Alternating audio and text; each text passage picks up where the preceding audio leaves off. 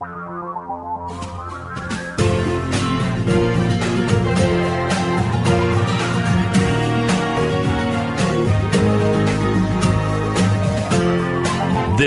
is the Thom Hartmann Program. Greetings, my friends, patriots, lovers of democracy, truth, and justice, believers in peace, freedom, and the American way. Thom Hartmann here with you. And, boy, we've got a big show and a lot going on today, but right off the top, Senator Bernie Sanders is on the line with us. Senator, welcome back to the program. Senator? Yes. Hey, how are you? I am great, Tom. How are you? I am fine. So glad to have you with us. This continuing resolution, it seems like the Republicans, presenting Democrats maybe with a Sophie's Choice, chip, DACA, whatever. What is going on with this government shutdown, and how should... What's going on is that it is clear that despite the fact that the Republicans control the House, the Senate, and the White House, they basically can't govern. They can't do their most fundamental job, and that is to provide an annual budget. They're going from month to month. This continuing resolution that they are proposing for 1 month is the fourth continuing resolution we have seen. And that is pathetic, and that is wrong. What's going on here right now is there are three fundamental issues that have got to be addressed, and we just cannot continue to kick the can down the road. The first one is the issue of parity, and that means that for every dollar that Republicans want to spend on defense, and they want to spend a whole lot on defense, and I have problems with that. But for every dollar they spend on defense, we have got to spend on programs that protect the shrinking middle class and deal with folks today who are struggling economically. And what that means, Tom, is that right now they have not even been able to reauthorize the CHIP program. That's the Children's Health Insurance Program, or the Community Health Center program that provides health insurance to 27 million Americans. Can you imagine that? We're 3.5 months into a new fiscal year, and they can't even do the basics in terms of reauthorizing health programs that have been around for many, many decades. So that's one thing we have to deal with right now. We're going to reauthorize CHIP for the children. We're going to reauthorize the Community Health Center program for 27 million Americans. Then you got all kinds of other issues. The Republicans are interested in tax breaks for billionaires, in throwing millions of people off of health insurance. Well, that is not what the American people are interested in. The American people are worried about pensions. We got 1.5 million Americans are going to lose a good part of the pensions they were promised. We got to protect them. We got a Veterans Administration has 30,000 vacancies right now. We got to start filling those vacancies and protect the veterans and put their lives on the line to defend us. We have a massive student debt crisis in America. People who are listening to this program now are falling further and further behind because they're paying off at high interest rates their student debt. That's an issue we've got to deal with. We've got to deal with child care. We've got to deal with infrastructure. We've got to deal with the opioid and heroin epidemic. It's not just military spending. So what Republicans have got to understand, which they do not understand right now, is that for every dollar you're going to spend on defense, we're going to start protecting the needs of working families. That's issue number one. Issue number two is the dreamer issue. And that is that we have 800,000 young people who have lived almost their entire lives in this country, people who are working, people who are in school, people who are in the military, people who know no other country as their home other than the United States of America. And what Trump did in September, as everybody knows, is he rescinded Obama's executive order on DACA, which gave legal protection to these 800,000 young people. And right now we're looking at thousands of them losing their legal status already, and that will become worse after March. This is an issue that has to be dealt with. There is good, not great, but decent bipartisan legislation that Dick Durbin, Lindsey Graham have been working on. That has got to be passed. And the last major issue out there is disaster relief. Once again, we had a major disaster striking Texas, Florida, Puerto Rico, Virgin Islands. We still haven't dealt with it. So we cannot continue to kick the can down the road. We've got to deal with these issues. That's what this is all about. What is your suggestion to the Democratic Party in terms of strategy around all this? My suggestion is they make the case to the American people that we have got to deal with these issues. A And you know what? Everything that I just told you in terms of what I think the priorities are overwhelmingly supported by the American people. All of the polling that I have seen in terms of the Dreamers suggests that between 70 and 80% of the American people, including a majority of Republicans, believe that we should provide legal status and develop a path towards citizenship for these 800,000 young people. And we have got to stand firm. This was a crisis precipitated by Trump. We cannot turn our backs on these young people. And on all of the programs that I mentioned to you, whether it's Social Security, whether it's the CHIP program, whether it is community health centers, whether it's rural infrastructure or child care or student debt, the American people want us to address these programs. So we have got to be loud and clear to the American people what we are standing for, what we are fighting for, and that is simply not just greatly expanding military spending. We've got to pay attention to the middle class of this country. Remarkable. Spot on. Senator Sanders, you are always so spot on these issues. Thank you so much for dropping by. I know you have to get out fairly quickly. Is there anything else you wanted to add, or is that... No, I just look forward to continuing the discussion, Tom. Keep up the great work. Thank you, Senator. Thank you. And you, too. Great talking with you. Right, Senator, thank you. Senator Bernie Sanders with us this morning. Boy, what a charge there. Yes, do it. Okay, what's a Democrat to do given the Sophie choice? You know, the amazing thing to me is that the Republicans control the House and they control the Senate, and yet the media in the United States is perpetuating the Republican myth that the Democrats somehow are going to be the ones who decide these issues. It's not the Democrats. They don't have they don't have a majority in the House. They don't have a majority in the Senate. They don't control the Supreme Court, and they don't control the White House. This is, as Bernie was pointing out, Republican dysfunction. And if there's war inside the Republican Party where the hardcore right-wingers, the cokeheads, want to just completely do away with all these social programs and, you know, no more Medicare, no more Medicaid, you know, cut Social Security or privatize the whole thing, you know, that's a problem for the Republicans. That's not my problem. I mean, it's a problem for all of us as Americans that the Republican Party is so dysfunctional. But for the media to be saying, well, you know, will the Democrats go along? You know, the Democrats are going... Right. Come on. The Republicans have a majority in the House. The Republicans have a majority in the Senate. The Republicans have a Republican in the White House. They can pass any damn legislation they want. It's real simple. So, you know, are they going to pull it off? I don't know. But I mean, you know, it's going to be a real interesting time here. And the thing is, this is point counterpoint put together a graphic that Thomas Paine tweeted to me over on Twitter. The 10 things Americans fear most a Republican president will do. And I'm curious if you want to add to this list, if there are things that you're concerned about. I'm concerned about all of these. Start another war for profit. Draft 17 to 29-year-olds specifically for war. I'm in favor of a draft that has a community service component and that offers absolute free college. But that's a whole other thing. But, you know, for war. Push the Social Security age back to 70. This has been proposed by a number of Republicans. Start another recession like the great Bush crash or the Black Tuesday we had under Ronald Reagan. Number 5, the Republicans will only help the rich. Number 6, the gasoline prices will go up again. Well, you know, oil has gone up $20 this year, which certainly helps out, what, like coke industries? Maybe.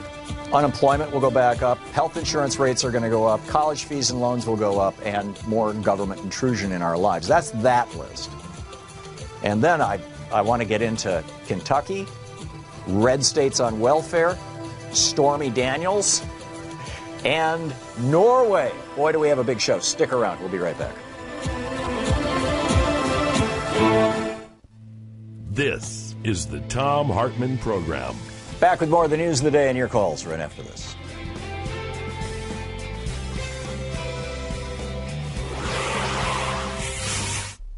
And welcome back. Susan in Tampa, Florida. Hey, Susan, thanks for watching Free Speech TV. What's on your mind? Good morning, Tom. Well, something I think is really important. I was looking back over a recording I had Scott Adams, the guy that puts, the Dilbert comic strip on. Turns out he is a very practiced person in persuasion. Anyway, he's a student of neurolinguistic programming, NLP.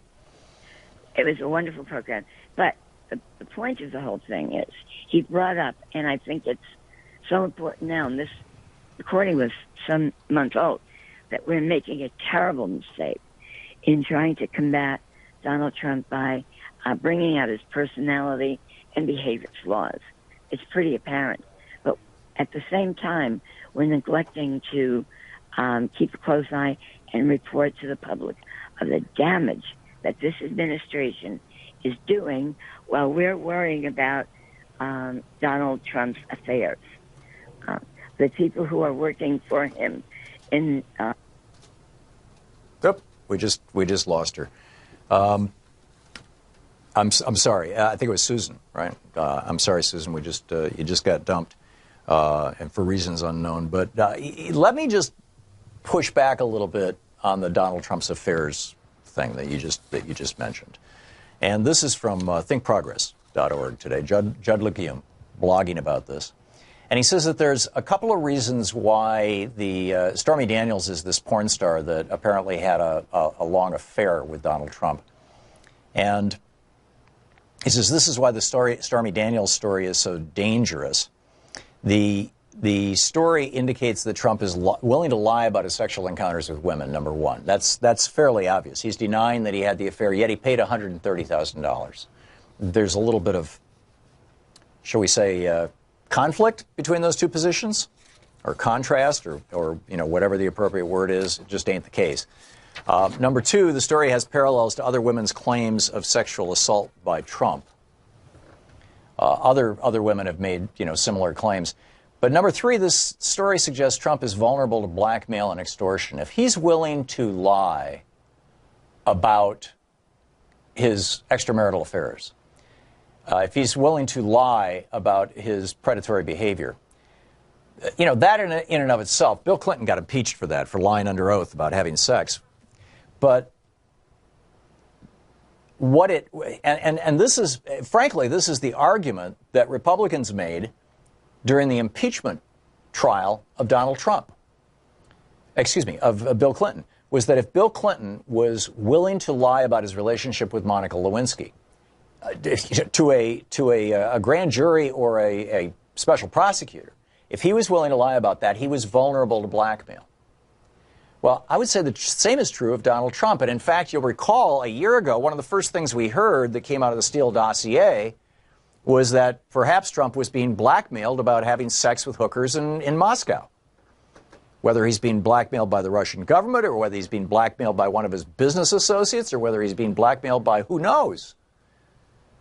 He is vulnerable to blackmail. And this is a national security issue. So I am concerned about Trump's affairs, not because I'm some, moralist, but because if he is lying about them, and there are numerous ones, it puts us all at risk of having a president who's vulnerable to blackmail. We'll be back. Stick around.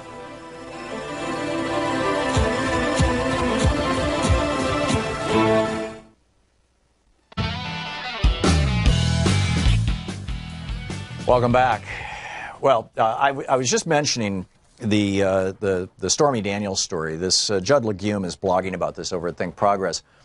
If you step into the Wayback Machine back to whatever year it was that Bill Clinton was being impeached, the main argument that was being made by the Republicans who were not trying to portray themselves as sanctimonious moralists, and there were a few who did that. Most of them were themselves having affairs with people at the time. Newt Gingrich and Bob Barr and Bob Livingston. There was a bunch of them who were all getting a little on the side, shall we say, in the case of at least two of them, right there in their House offices. And Newt Gingrich was having an affair with his current wife while he was still married to his last wife, while he was prosecuting Bill Clinton. But nonetheless, the Republicans who were not moralists, who were not saying, oh, my God, this is terrible, he's having sex with an intern. The other Republicans were saying the reason we're freaked out about Bill Clinton lying about sex is it means that he's willing to hide something. And somebody who's willing to hide something is vulnerable to blackmail around what they are hiding. So in this case, it was Bill Clinton having sex with Monica Lewinsky. Now, this raises the question of the Steele dossier. I mean, this was the original thing that the Clinton campaign was putting out, or, you know, I shouldn't just say the Clinton campaign. I mean, all of us were looking at it and going, you know, when this story came out, that and also the Access Hollywood tapes. You know, I mean, Donald Trump basically said, okay, there's this universe of women out there that he has sexually assaulted who might come forward. And so, you know, Trump is in a position where he can get blackmailed. And that's why I think that this Stormy Daniels story is so dangerous, that he's willing to lie about this. A bunch of other things that I mentioned I wanted to talk about today. The governor of Kentucky, Matt Bevins, has now said, you know, first of all, he's putting work requirements for Medicaid, right? To get your health insurance, you have to do 20 hours a week of community service. Most people on Medicaid, first of all, are children, elderly people in nursing homes, and disabled people. But for the few people who are, you know, quote, healthy and well-bodied and all that, able-bodied and all that kind of stuff, he wants to put them to work. Well, that's going to cost, you know, it's going to cause something like 80 to 100,000 Kentuckians to just drop off health care. Plus, he put all these barriers in. If you've got to pay as low as $1 a month, but you have to pay for your Medicaid. And if you forget to send that $1 check in, which, by the way, for most poor people is going to cost them $15 to have the check processed. If you forget to send that $1 in, and the reason why is because, you know, you get free checking at most banks if you keep, what, $50,000 in the account or $100,000. I don't know what the threshold is for free checking anymore, and I suppose it depends from bank to bank. But most people pay per check, right? So anyhow, if you forget to send in that $1 check, you're out for 6 months. You don't get your chemotherapy for 6 months. You don't get your surgery. Forget it. You can't go to your physical therapy. You can't deal with your opiate addiction, whatever it may be. So, you know, basically what he wants to do is humiliate and badger low-income people, to use language that Joan McCarter's using over at the Daily Kos. And he wants to force poor people to grovel before him, Matt Bevins, the new Republican governor of Kentucky, to get their health insurance. And as Joan McCarter says, but now, because that wasn't mean and spiteful enough, he's upped the ante and issued a remarkable executive order saying he will take all the Medicaid expansion. He's going to throw 500,000 Kentuckians off all of their health insurance, their Medicaid health insurance, if the court alters his work requirements. He's being sued about this. And if the court says, you know, Matt, you can't do that. Medicaid is a right. These people are citizens. They deserve to have their health care. If the court says that, then he's going to simply pull the plug on the Medicare program in Kentucky. If you live in Kentucky, my question for you, can you believe this, what your governor is doing? Speaking of Kentucky, Trump won 62.5% of the votes cast in Kentucky. Kentucky receives over $8 billion in federal aid every year. It's 35% of the state's general revenue. It's $1,800 per person in Kentucky coming from Washington, D.C. Number one on the list, by the way, is West Virginia. 34% of West Virginia's revenue comes from your and my tax dollars, federal tax dollars.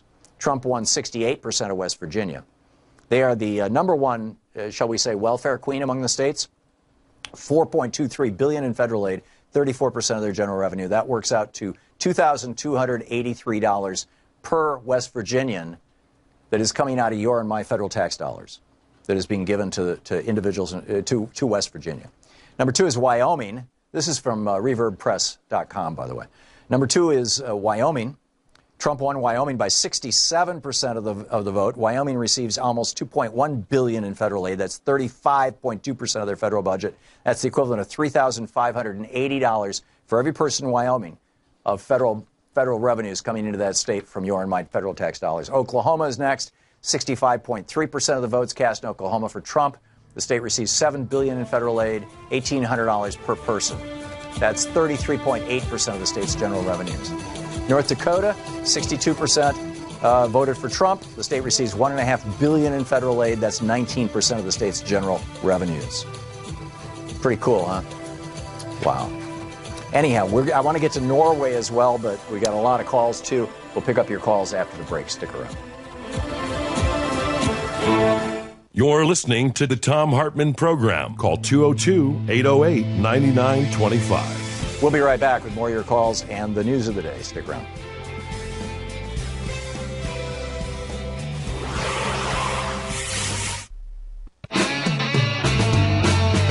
Welcome back. Thom Hartmann here with you. You know, I'm gonna move the Norwegian stuff to the top of the next hour. And just a quick note, my apologies to our affiliates and to you for all of our technical issues that we had yesterday. Turns out the giant monopoly company that we get our phone service from had somehow flipped, in ways that are mysterious to us, had flipped call waiting on. So this giant beep was coming on top of people. And somehow, I don't know if that was flipping our call screening software or what, but anyway, I think pretty much all is good now. So, and in fact, one of the people who got dumped was Susan in Tampa, Florida. Hey, Susan, what's on your mind today? Hi, John. Well, just to finish the point, of course, we're not going to stop pointing out his various and daily horrors. His being Trump. Right. Thank you. But what we're not doing, it occurred to me a few days ago when I heard several reports, like things having to do with the national parks. We're not telling the people all of the really terrible things that are going on while he's keeping us busy with his antics. And this is one of the reasons why the Republicans, in fact, I think it's the reason why the Republicans continue to support him regardless of what he does, is because they're doing things that they want to do that if was brought to people's attention, they would be outraged. Really, for instance, cutting back on the people who inspect workplaces for dangerous conditions. I mean, the list goes on and on. By the time he gets done with this, over the next 4 years, if he lasts that long, utter destruction, basically, is going to take place regarding any of the regulations that we had to keep us safe and healthy, protect the environment. And I think that there are people who are bigots and they don't even like what he does as far as his racism. I think even they might be outraged if they're workers in a coal mine and find out that he doesn't care if there's gas in the mine and so on. Right. So I think we might be able to win over people who don't care about anything else, but do care about the fact that they could end up dead. Yeah, I totally agree. Susan, very well said. Thank you for the call. And I don't know if you noticed the story. It was in the New York Times, I believe, yesterday, that when the owner of Massey Energy, I think his name is Bob Massey, was meeting with Rick Perry, he came with an agenda for the meeting, which apparently the Trump administration adopted. Yes, we'll do the bidding of the coal barons. No problem. That's what we do. But the photographer who took the picture of Massey and Rick Perry, our energy secretary, hugging each other, and in that picture it also caught the cover sheet of the proposal that he brought to give to Rick Perry. That photographer got fired for leaking the picture. It's an official government document. He's an official government photographer. He's a photographer for the Energy Department. But it just really highlights, what's going on with this. Grace in Chicago. Hey, Grace, what's on your mind? Hey, Tom.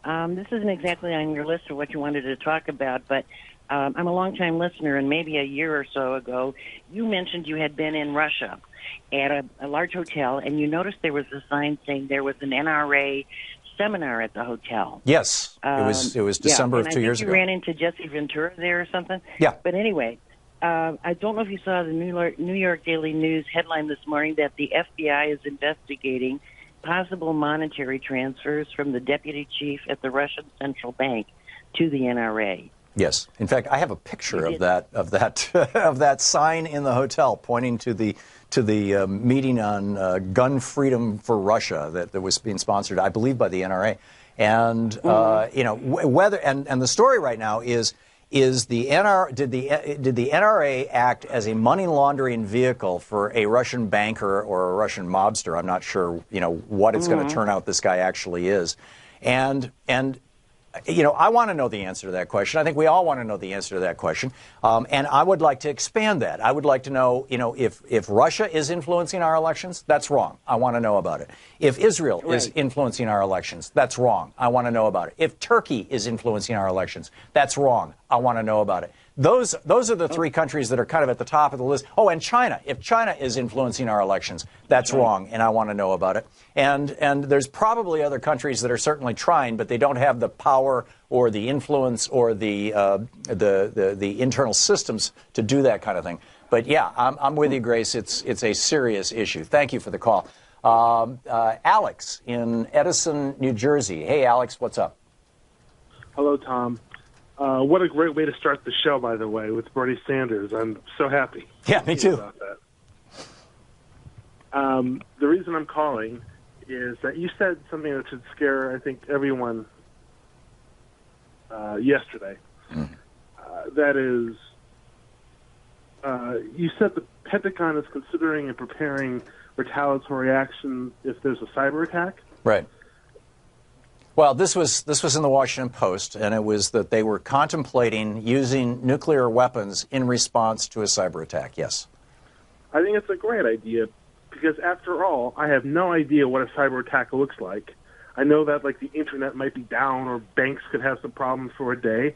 I would have no idea where it came from. And right. If you wanted to create a false flag attack, cyber attack would be the 100% easiest way to do it. You take down the Chicago electric grid, for example, and I used that example yesterday. I guess it's stuck in my mind from a TV show I saw.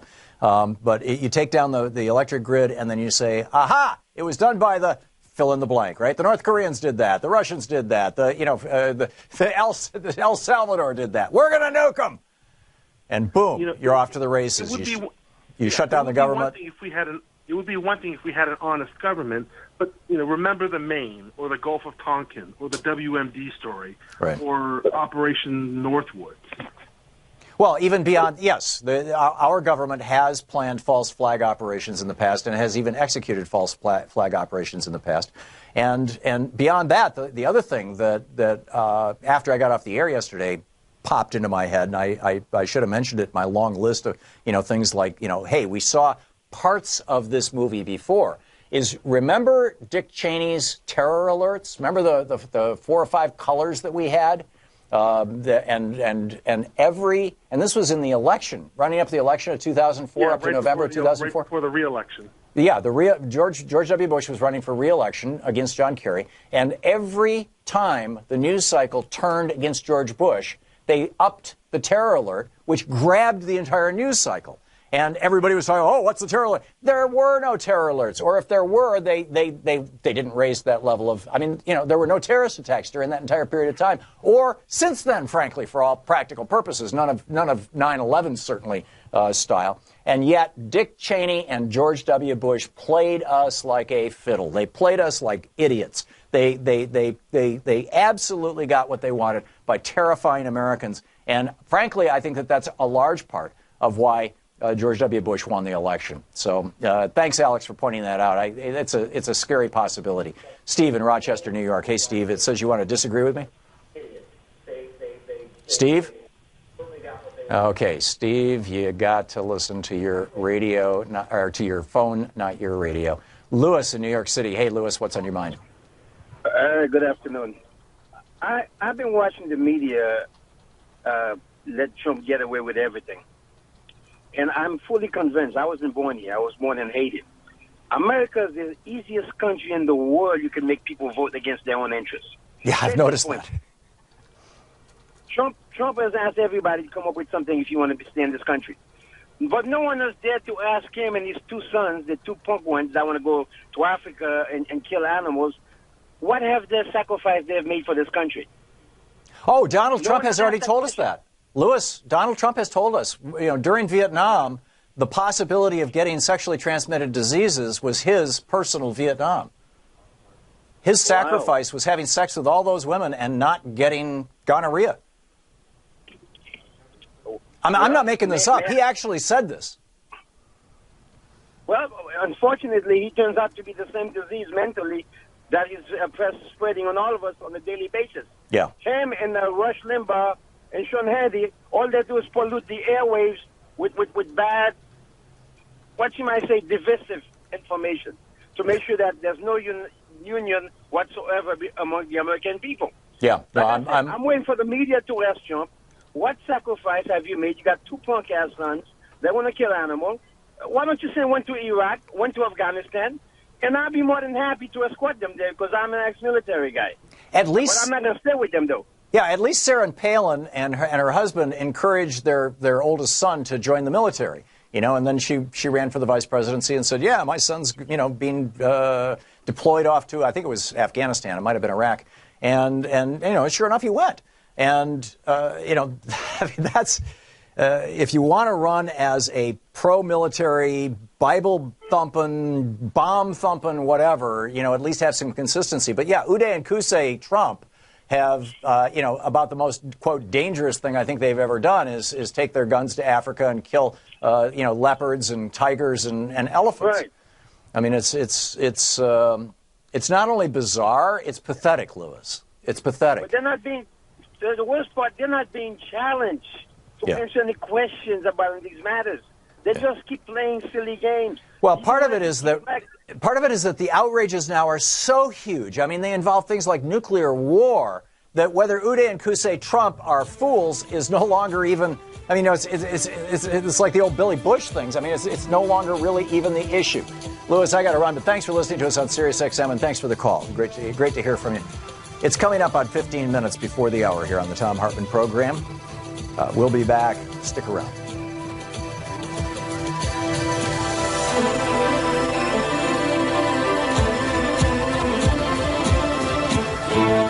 You're listening to Thom Hartmann. Visit ThomHartmann.com for audio and video archives. And at the top of the hour, we're going to go through why Norwegians are not knocking on our doors.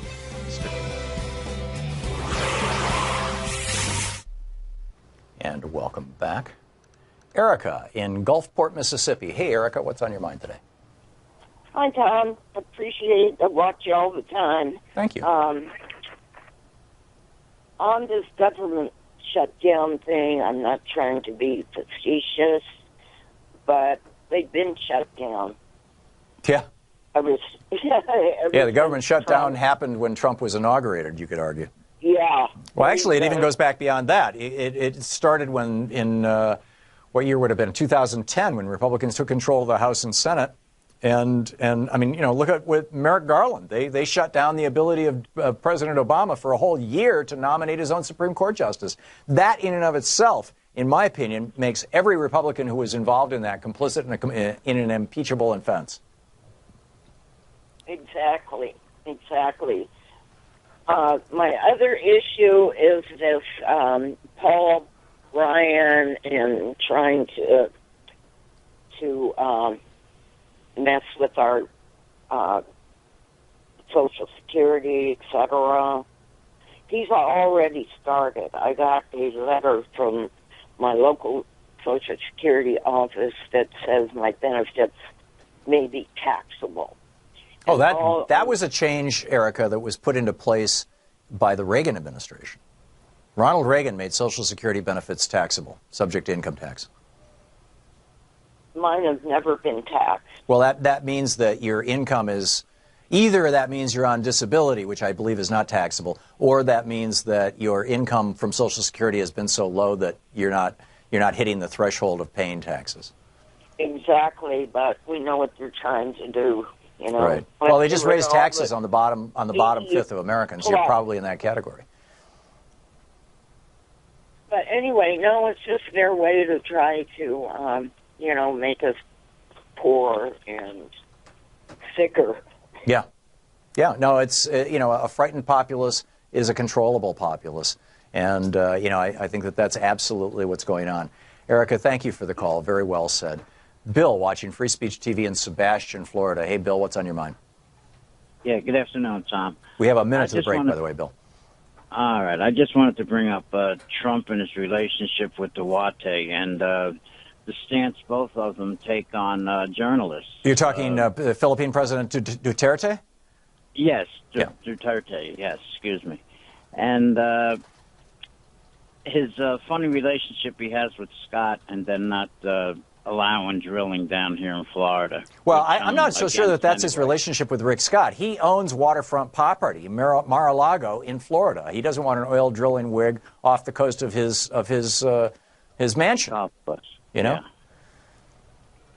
So Trump is the Duarte and Trump with the journalists, and the way the journalists are afraid to stand up to them. You see it every day in press briefings at the White House, and it's kind of depressing that you don't get any answers. Yep. You get a runaround. I agree. And it's not just Duterte in the Philippines. There is a trend toward authoritarianism happening all over the world, and Donald Trump is reflective of that. It's happening in Turkey with Erdogan. It's happening in Russia with Putin. It's happening in several Central and South American countries right now. It's happening in Hungary with it's Orban, Viktor Orban, I believe, is the name of the prime minister or president of Hungary. This trend is a very alarming trend. It's got the thing with Hungary and Poland. It's happening in Poland as well. The thing with Hungary has got the European Union totally flipped out. We'll be right back. It's 10 minutes before the hour.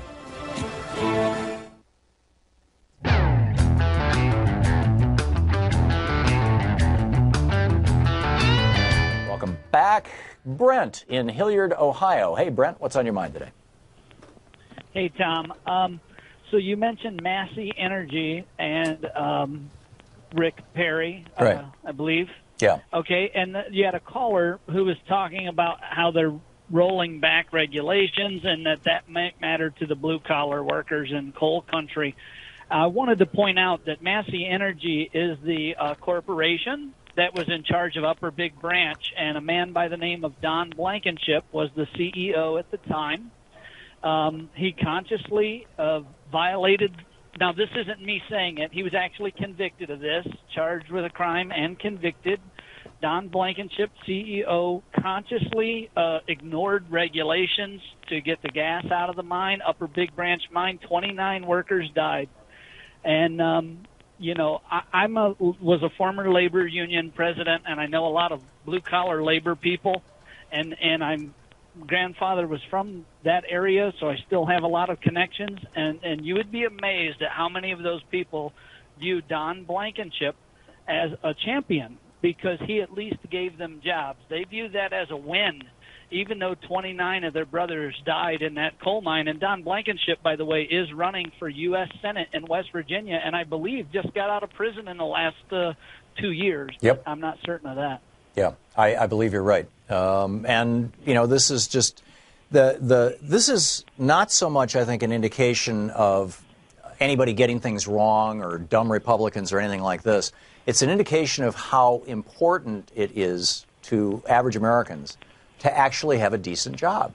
Coal mining pays well, or at least it used to pay well, and I'm assuming, in probably most mines it probably still pays well. And, a good paying job, if you die on the job, at least you had a job. It's better than dying slowly of opiate addiction or poverty or, that kind of thing. Speaking from the mind of these folks. And you're right, Brent. And here's Trump saying, yeah, we're going to have more coal. Mining coal kills people. Building solar panels doesn't. But, Trump doesn't care about that. He knows the politics of this, and he knows how people get fooled on this stuff. So, Brent, you're absolutely right. Are you there, Tom? Yeah. How do Republicans run a convicted felon? How does this happen? And I think he has a reasonable shot to win in West Virginia. Sure. Just a thought. Hey, our president not only admitted to, but bragged about multiple felonies to Billy Bush on the Access Hollywood bus. I mean, he doesn't need to be convicted. He's a self-confessed, sexual assaulter.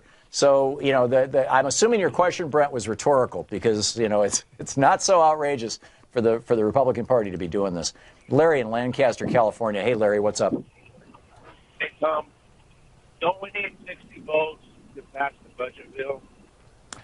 If somebody filibusters it takes 60 votes. If nobody filibusters, it only takes 50 votes. Right. So the Democrats are going to hold it up with a filibuster. So that's why it'd be their fault, because we can't pass it without the Democrats' vote. That's only in the Senate, and right. B, and passing the House, right. It's not going to pass in the Senate. Right. So, Democrats- so are you suggesting, Larry, that Democrats should not use their political power to exercise their conscience? No, because they want to worry No, about they shouldn't. DACA instead of worry about Americans first and the military to get paid. They want to worry about undocumented immigrants before they worry about the country. Okay. DACA has until March to pass. That. Yeah, you're right about that. DACA runs out on March 5th. And, yeah, that's the official Fox News talking point. And, you know, it's been picked up by right-wing hate radio all over the country, is that Democrats care more about illegal immigrants than they do about... Not true. It's not true. It's simply not true. Democrats care about all Americans. And these are people who came here as children, they didn't do anything wrong, right? Their parents did something wrong. And we're going to punish them for that? I don't think so. It doesn't make any sense to me. Larry there's Larry again. I was just talking to you. Wayland in Manchester Township. Hey, Wayland, what's up? Hey, how you doing, Tom? Good. I just kind of have this sense that since the dissolving of the Soviet Union and the liberalizing of China's economy in the early 80s, that because the winning of the Cold War, that the economic elites, the corporatists, no longer have like any kind of interest in maintaining a high standard of living, say in the United States, because there's no threat, right, that the American working class would say side with Soviets or Maoists any longer. Yeah. So I think that maybe part of what some of this drumming up Red Scare stuff about Russia again has to do with like the Anatoly Golitsyn, that somehow the Soviet Union collapse was faked and that they'll come back, and yeah, I'm sure it's crazy. I mean, Russia right now is more libertarian / capitalist, raw capitalism than is the United States. Right, that's correct. It's not a communist country. Old John Birch thing about from this defector Anatoly Golitsyn said that they would fake dissolving the Soviet Union and then they would bring it back. But my broader point is because communism doesn't really exist, like, say, the Soviet Union or from China, when China liberalized back in the early 80s, that the corporations just don't have a vested interest in creating a high standard of living. Got it. Waylon, thanks for the call. We'll be right back. You're listening to Thom Hartmann.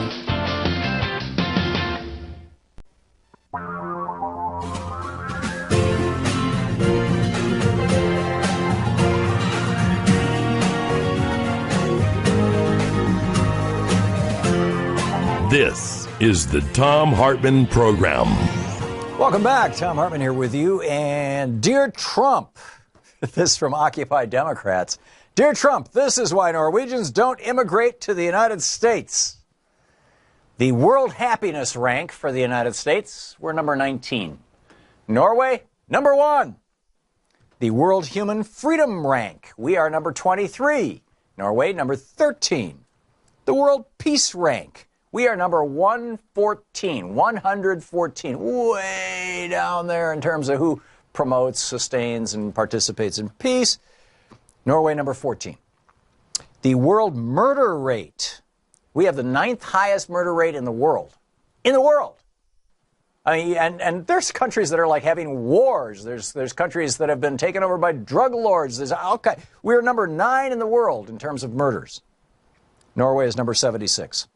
The World Gender Equality Rank, we are 45th, which puts us, keep in mind, there's only 34 countries in the Organization of Economic, OECD, Organization of Economic Cooperation, whatever it is. Anyway, there are only 34 nations in the OECD. These are the developed countries in the world, and we are number 45 in the world. So not only do we miss all of the developed countries, we're like in the developing country region when it comes to gender equality. Norway is 2nd in the world. In fact, Norway requires all corporations to have 40% of their board of directors women. Minimum. It's a law. I'll get to more of those things in just a second, but continuing through this list. These are just very simply the reasons why when Donald Trump says, You know, rather than having Haitians come to America, we'd like to have Norwegians come to America. The Norwegians are just saying, no thanks. You know, and it's not just Donald Trump that the Norwegians are rejecting. It's all this stuff. GDP per capita in the United States. This is gross domestic product. This is all economic activity in the United States. This includes all the billionaires, all the big corporations and everything. The GDP per capita in the United States is $57,000. It's not income. It's just a reflection of basically how wealthy a country is on a per capita basis. We are at $57,000. Norway is at $70,800. In other words, Norway on a per person basis is wealthier than the United States. The world primary education rank, we are 53rd in the world. Again, only 34 countries in the OECD, Organization of Economic Cooperation and Development. That's what it stands for. We are 53. Again, we're in the developing country status when it comes to education, primary education, K through 12. 53.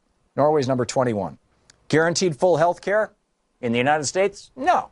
In Norway? Yes. National unemployment rate, both countries 4.1%, but we calculate ours differently than Norway does. We don't count, quote, discouraged workers. So if you live in an area, say in Appalachia, you know, or in many of the inner cities in this country where there just simply aren't any jobs, and you've been out of work for more than a year, we don't even count you anymore as unemployed. If we did, our actual unemployment right now would be between 8 and 9%. Norway, it's 4.1%. National annual gun deaths. In the United States, it's around 16,000 a year. People die from guns. In Norway, fewer than 10. The national poverty rate in the United States, 16%. In Norway, it's 10. And our life expectancy is 78 years. In Norway, it's 82 years. Might give you some clue as to why Norwegians aren't coming to the United States. A great article over at slate.com, Why Don't Norwegians Immigrate to the United States? And they say, just look at life for working parents. Norway now has a higher life expectancy at birth than the United States, lower rates of infant mortality, lower unemployment, and access to the European Union's labor market. Norway ranks first in prosperity. It ranks first in political freedom. It ranks first in press freedom, higher than the United States. Norway has one of the world's most generous paid leave programs for new parents who together, that's mom and dad, or mom and dad, are entitled to roughly a year of paid leave after the birth of a child. And Norway requires that a certain percentage of that leave be taken by the father if a family wants to qualify for the entire leave period. This Daddy's Day approach, this is, again, I'm sharing this from a piece by Lisa Mundy over at slate.com. This Daddy Days approach is backed by social science showing that men who take paternity leave are more likely to share parenting and housework, not only at birth, but going forward throughout the life of their child. Norway also provides subsidized child care. Do we here in the United States? And encourages a corporate culture where afternoon meetings are scheduled with pickup times in mind for your kids getting out of school. The country has a female prime minister. She was just at the White House last week. And a commitment to gender parity. There is a quota system in which publicly traded companies must have 40% board representation from both genders. In fact, Norway has one of the world's highest labor participation rates for women. And it's not like in the United States where it's, oh, I've got to do this because my husband can't make enough money to support the family. No, it's people finding fulfillment in the workplace, doing what they love, you know, becoming doctors and engineers and scientists. A couple of months ago, I was in Norway. Louise and I were in Norway in Svalbard, where the Norwegian, they have this institute that measures methane gas. We're working on a documentary on global climate change. And we were interviewing all these scientists. I would say at least half and maybe even two-thirds of the scientists that we interviewed, these are real hardcore scientists, people who are experts on biology, the ones who are studying methantropic and methogenic bacteria, geologists who are studying formations that are hostile or friendly to the formation of methane, all these kind of things. I would say more than half of them were women. That's Norway. The United States, on the other hand, offers no universal child care, no universal early education, no universal right to health care. By the way, you know how many countries, the main countries that provide no paid leave to parents? Suriname and Papua New Guinea. In the United States, we are literally the only wealthy country in the world that does not offer that simple human benefit of paid leave for workers who become parents of children. And is it any wonder then that people are waiting until their 30s to have kids? And then this one, this headline, this was from Agence France Presse, published in The Guardian, theguardian.com. Just the headline kind of says it all. Norway aims for all short-haul flights. Now we're talking about aircraft. Norway aims for all short-haul flights to be 100% electric by 2040. 100% electric. Norway already has more electric cars than any other country in the world and is building electric ships. Mr. Falk Petersen, who is the chief executive of Avinor, the public operator of Norwegian airports, Dag Falk Petersen. So this is a guy who runs all the airports in Norway. He said, when we have reached our goal, air travel will no longer be a problem for the climate. It will be a solution. Electric air travel will also have half the noise and the operating costs of conventional aircraft. And by the way, both Boeing and Airbus are working on developing all electric, large transport planes. And then, it's not just Norway. Berlin, for example, we're struggling. New York City is having horrible problems with their metro rail system. Washington, D.C. having problems with their metro rail system.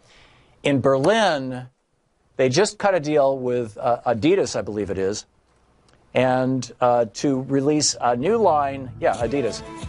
You can buy a pair of shoes now from the Berlin government, and those shoes have a chip built into them, which is your pass for the full year for the entire mass transit system in the city of Berlin.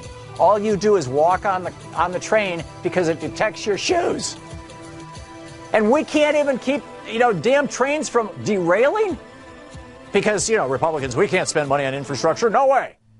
This is the Thom Hartmann Program. Why would any self-respecting European want to come to the United States? We'll be back.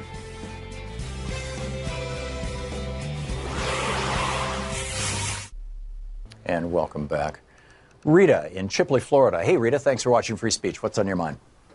Hi, Tom.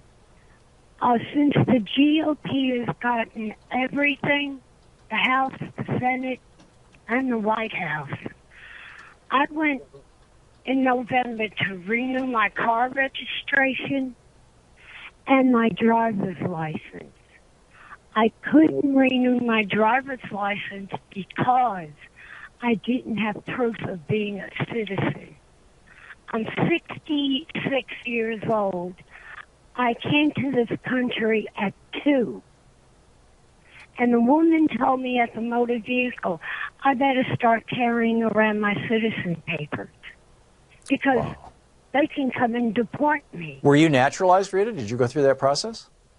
No, when my parents became citizens, we were told we were all naturalized. Oh, so your whole family was naturalized en masse. But have you ever had a passport? Yes. Wow. So you are a citizen? Yes. The government wouldn't give me a passport if I wasn't a citizen. Right. Yeah, that's my point. But I can't use my passport because it's 40 years old. Oh, you mean it's out of date? Oh, God, yes. Yeah, you need to renew it. This is the bizarre thing with the whole voter ID thing. In principle, I don't have an objection when people register to vote the very first time to having to prove that they are actually eligible to vote, that they're a citizen of the United States. But that's when you first register. But what the Republicans, have done in order to suppress the Democratic vote is they've said you must bring to the voting booth, to the polling station, proof that you're a citizen. And even though you've already proved it when you register to vote. And what that does is that gives them another opportunity with every single election to say, no, you can't vote. And that's the voter suppression part of voter ID. And that's the part that is completely missed in all these dialogues and debates. We used to have a system where you would prove you're eligible to vote, you would demonstrate that to the election officials, and they would take your signature. And then every 2 years when you went to vote, or more frequently if there were special elections, when you show up to vote, you simply sign the register, and they compare your signature with the signature that you gave them when you first registered to vote. That's biometric data. It's almost impossible to falsify another person's signature. It's much easier, actually, to get phony ID than to be able to forge a signature. So there's no identity problem that we have in the United States, but the Republicans created one with this whole voter ID law, and now it has migrated from voting to things like registering your car and renewing your driver's license, because your driver's license is one of the ways that you demonstrate that you're eligible to vote. And so the whole Republican war on voting has now contaminated all this stuff to create problems like you're experiencing, Rita, and I'm so sorry to hear about it. Well, I'd like to warn the people of Florida that if they weren't born in this country, to get a proof that they are citizens. Yeah. Now, the thing that can kill people, no problem. Yeah. And this is especially a problem if you're not basically Caucasian, if you're not a white person. Rita, I got to run, but thank you for the call, and great call. We'll be back. It's coming up on 20 minutes past the hour.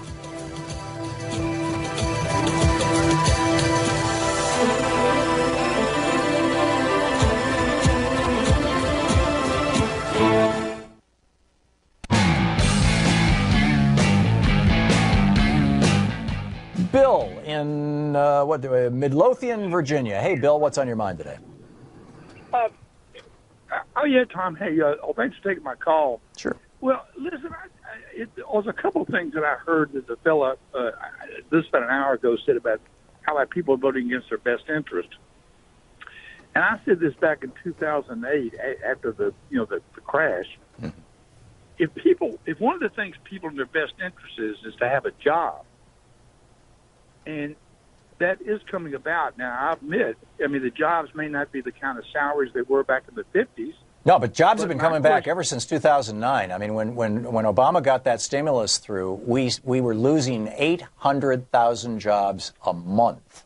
And within a year, he had turned that around to we were gaining more than 100,000 jobs a month. Now, the job growth during the first year of the Trump administration has been lower than it was during at least 3 of the last 5 years of the Obama administration.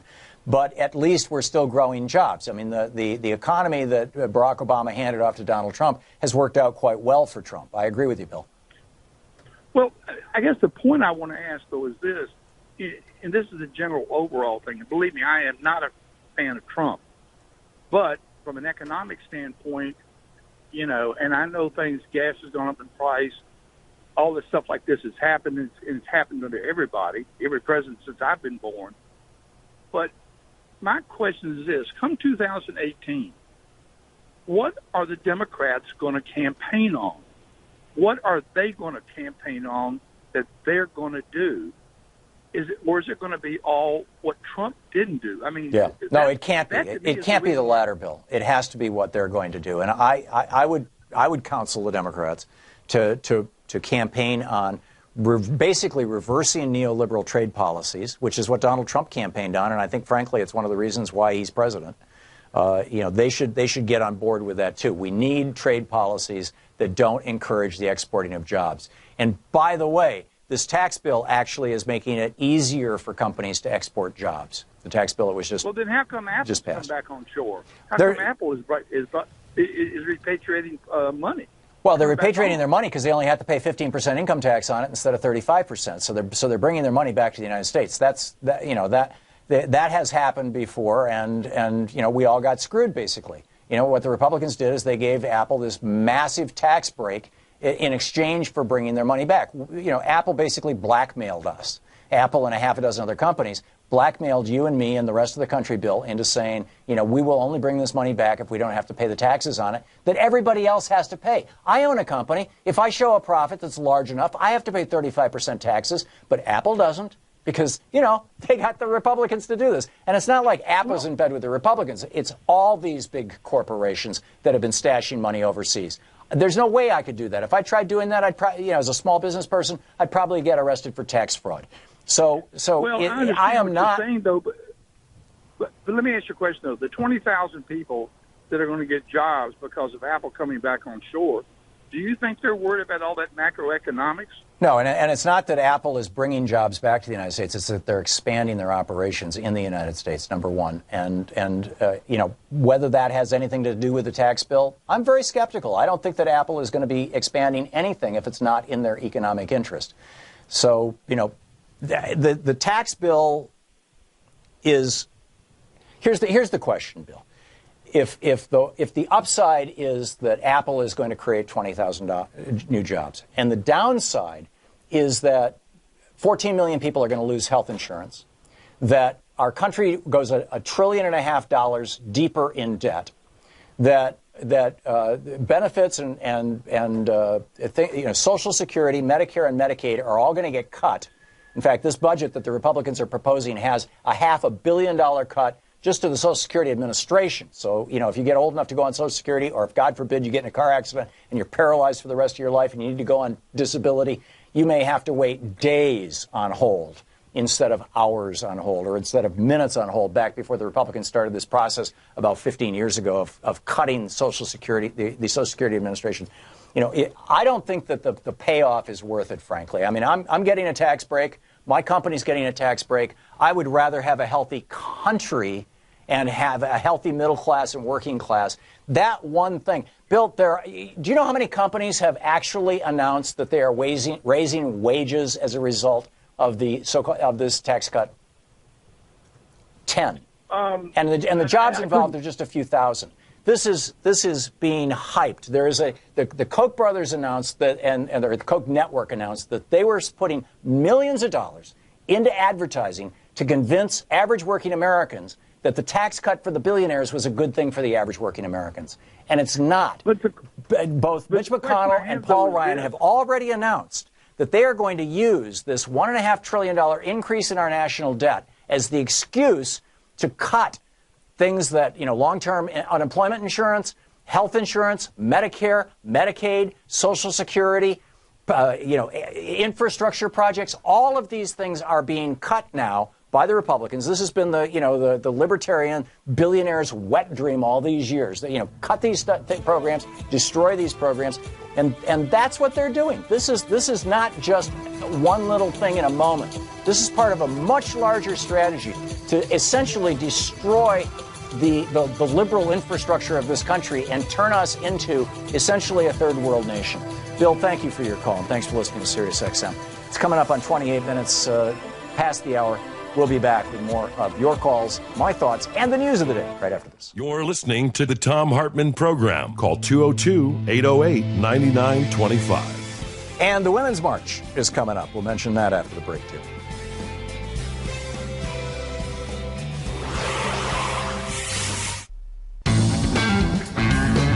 Welcome back. 34 minutes past the hour.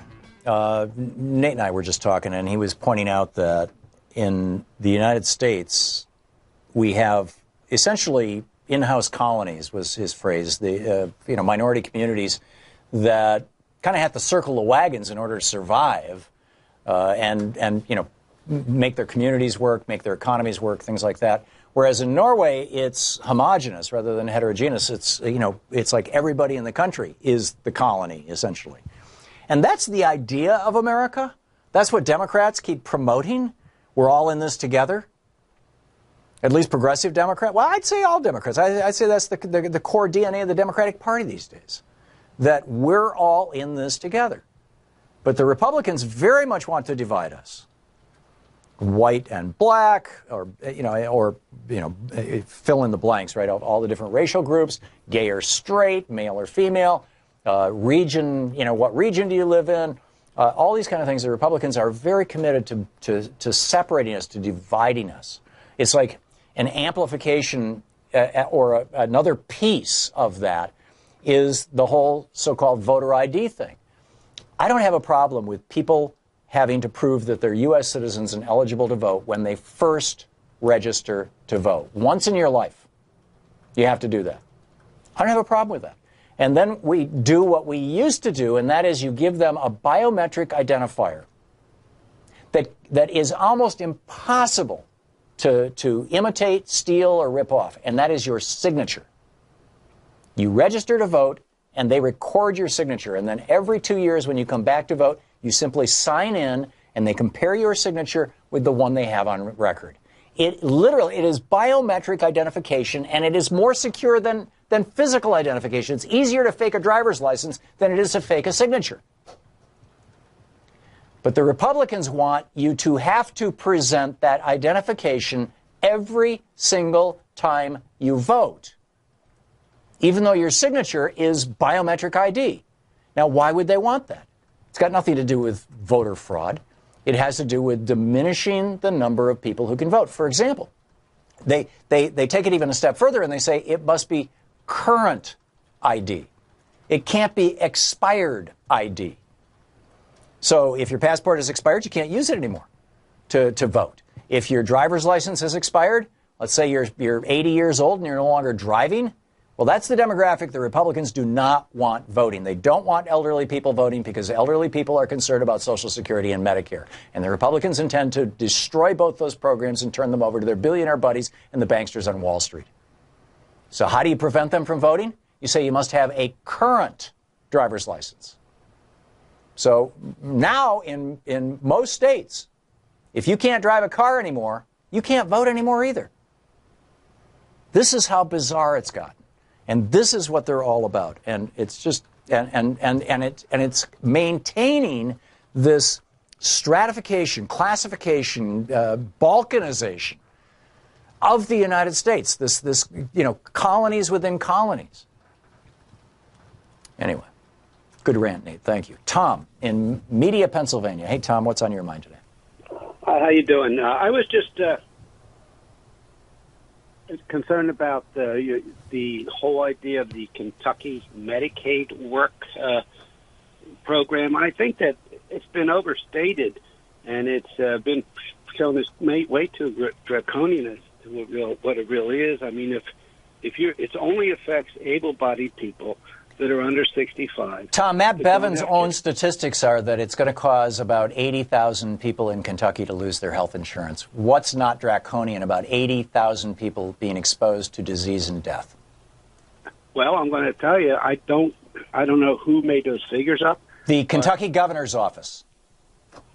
And if they lose it, it probably... And he is saying, by the way, if the court overturns that, he's going to take health care away from 500,000 Kentuckians. Well, 500,000 human beings, every single one of them vulnerable to cancer, every single one of them vulnerable to disease, every single one of them is going to be devastated by this. And you don't think that's draconian, Tom? If you don't think that's draconian, I'm sorry, I'm going to the next caller. It's because it is just wrong. Mike in Cleveland, Georgia. Hey, Mike, what's on your mind today? Yeah, can you hear me all right? I can. What's up?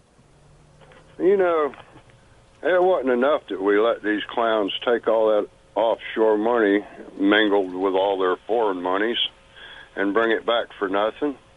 Now they don't want to put it in the doggone banks, so they're going to build plants. I do millwrighting and fabricating and whatnot.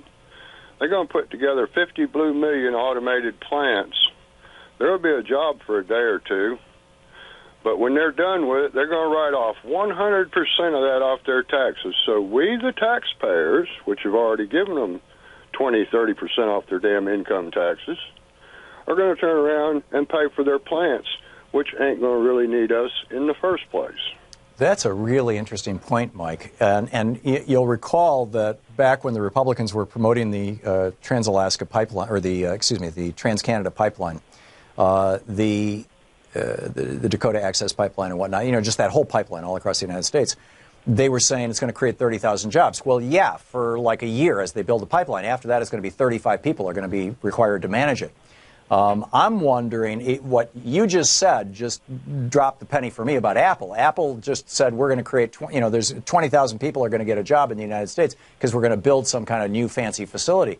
Well, I'm wondering if those are construction jobs to build the facility, and after that they're going to need, 300 people to run it? because it's all automated? Oh, it's across the board. I've seen it coming for many years, but yeah, the example you made with Apple was the one that kind of kicked it for me. But every one of your all your over the sales line stuff where they're putting people out of jobs, whether it's Walmart or whether it's UPS or 50 Blue Million other packagers, Amazon or whomever, they build these plants.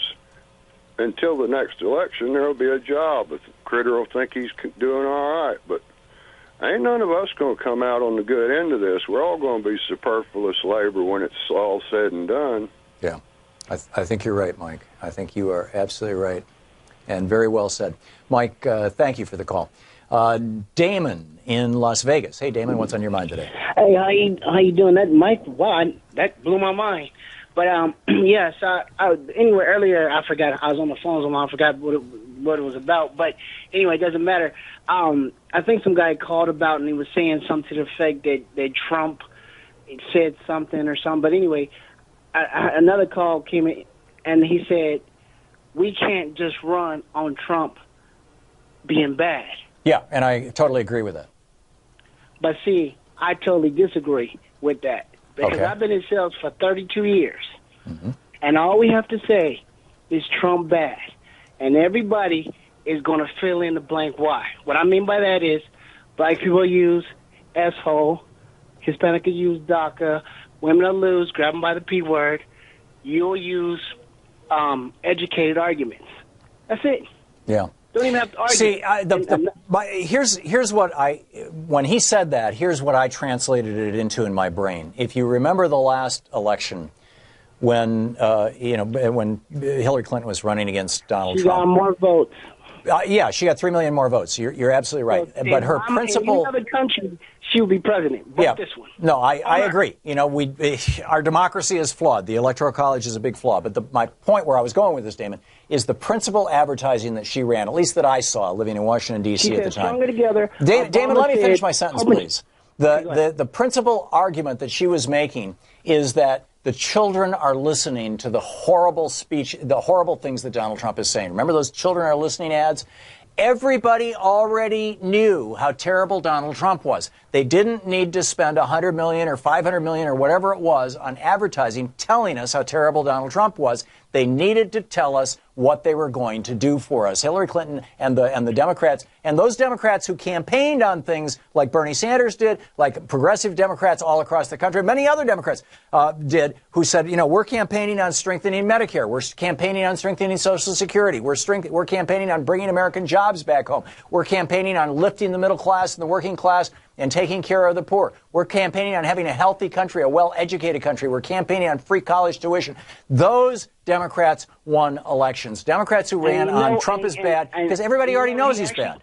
You know what Bernie Sanders actually said? I'm here to help. Exactly the same thing that Bill Clinton said. Yes. People just filled in the blanks. What I mean by that is, I'm telling you, I know what happened. I would talk to a college kid, he talked about college. I would talk to a poor woman struggling with kids, she talked about the $15. I talked to people who suffer from their kids' health insurance, and they talked about the free health care. All he said was, I'm here to help, and everybody filled in the blank. All Obama said was hope and change. All Bill Clinton said was, I feel your pain. Well, it wasn't all he said, Damon. You should go back and go back and read Bill Clinton's New Covenant speech. I'm telling you, I noticed these things because I've been in sales for 30 years. Yeah. I see the world differently for this reason. I'm telling you, when I would talk to each group, you swear to God, if I talked to a person in college, they talked about free college. If I talked about every time, 100% of the time, the groups formed what they wanted to do, and the entire group was on that. And I'm saying, all we would have to say, over and over again, Trump is bad. Don't even say why. Okay. Damon, we disagree, but perhaps our disagreement is much narrower than I had originally thought when you came on. Thank you very much for the call. I think we both made our points and hopefully made them well. Coming up on 45 minutes past the hour, It's the Thom Hartmann Program. We're going to check in with Talk Media News in about 5 minutes, right after this commercial break. Stick around. Bob Ney will be with us, the author of Sideswiped. If you haven't read it, get it. You're listening to Thom Hartmann. Visit ThomHartmann.com for audio and video archives. So we'll be back with the Talk Media News, and then more of your calls and more of the news of the day. And we're going to check in. On trade with Lori Wallach too at the top of the hour. And welcome back, Lou in Grandview, Indiana. Hey, Lou, thanks for watching Free Speech TV. What's on your mind? Hi, Tom. You're having a good day.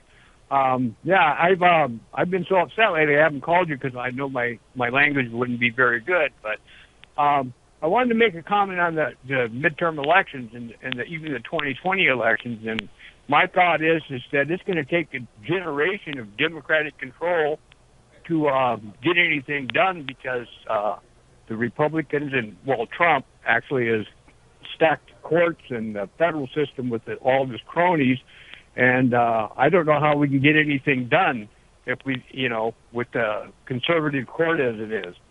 And I was just wondering if you would think that it's going to take a long time to change all of this. Yes, it's going to take a generation or 2 generations to flush these right-wingers, particularly since they're putting absolutely unqualified, literally 30-year-olds on federal benches for lifetime appointments. Not to mention, what Mitch McConnell did to Merrick Garland.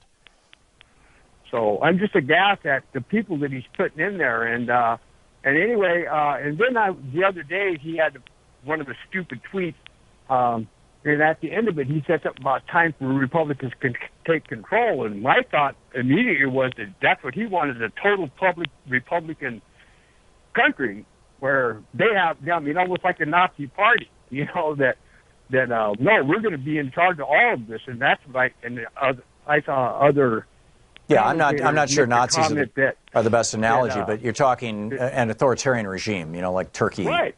Yeah, he's moving us in that direction. He said time for Republicans to take control. Yeah. And I agree. It's a really serious problem. Lou, thank you for the call. Very well said. Whoops. Hang on just a second here. Lou just popped back up. Jordan in Durham, North Carolina. Hey, Jordan, what's on your mind today? Thanks for watching Free Speech. How you doing? Good. A few questions about the Democrats. They try very hard to win elections, and I just want to know what's your thoughts on that. I'm not sure I understand your question. It says here you called about Korea. Did you mean it in the context of Korea, or did you just generally want to know my thoughts on the Democratic Party? I'm not sure I understand your question. Thoughts on the Democratic Party. The Democratic Party, just like the Republican Party, is going through a period of radical transition right now.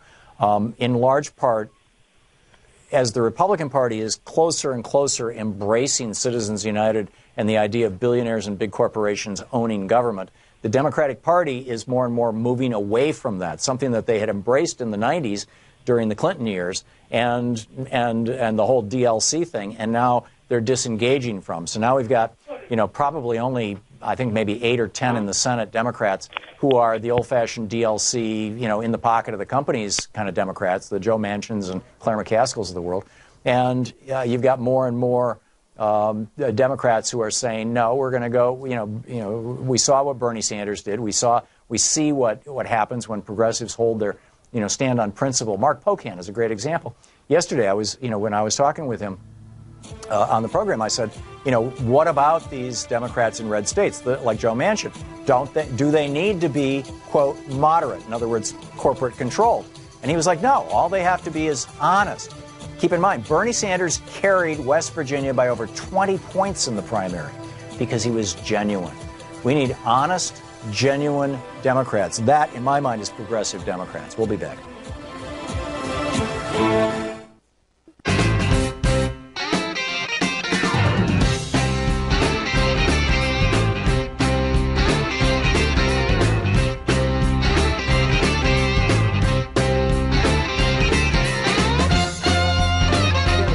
News and find out what's going on in the world today. On the line with us, by the way, this is a report brought to you by goatsfortheoldgoat.com and Ellen Ratner's new book, Loving What You Do. On the line with us, the author of Sideswiped, former Congressman Bob Ney of Ohio. Congressman, welcome back to the program. Thank you, Tom. Pleasure to be there. Thank you. So what's on the top of your list for the news of the day? Well, breaking news, of course, right now is on FISA. It was reauthorized. The vote was 65 to 34 because it was a narrow vote to end the filibuster. So it has been reauthorized 65 to 34. To the best of my knowledge, there was nothing outstanding that they did to tweak it or alter it. Right. This is, for people who don't know, the Foreign Intelligence Surveillance Act and the provisions of it that allow the government to spy on us as well as others. Horrible bill, I think. In my opinion, personally, yeah. But I agree with you, Bob. it came after the Patriot Act, and so there it is, and Yep. it's reauthorized for 6 years, unfortunately. So it, unless something surfaces to the top to make some type of scandal or people, yell about it, then it's going to remain that way. Yeah. I did want to move on to the funding measure. I mean, there's a lot going on today.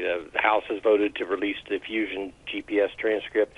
One side says it'll be okay, and then the Republican side says Mr. Simpson is not going to like it, the CEO who testified, but we will see. It'll be all released. So the Republicans agreed to release that?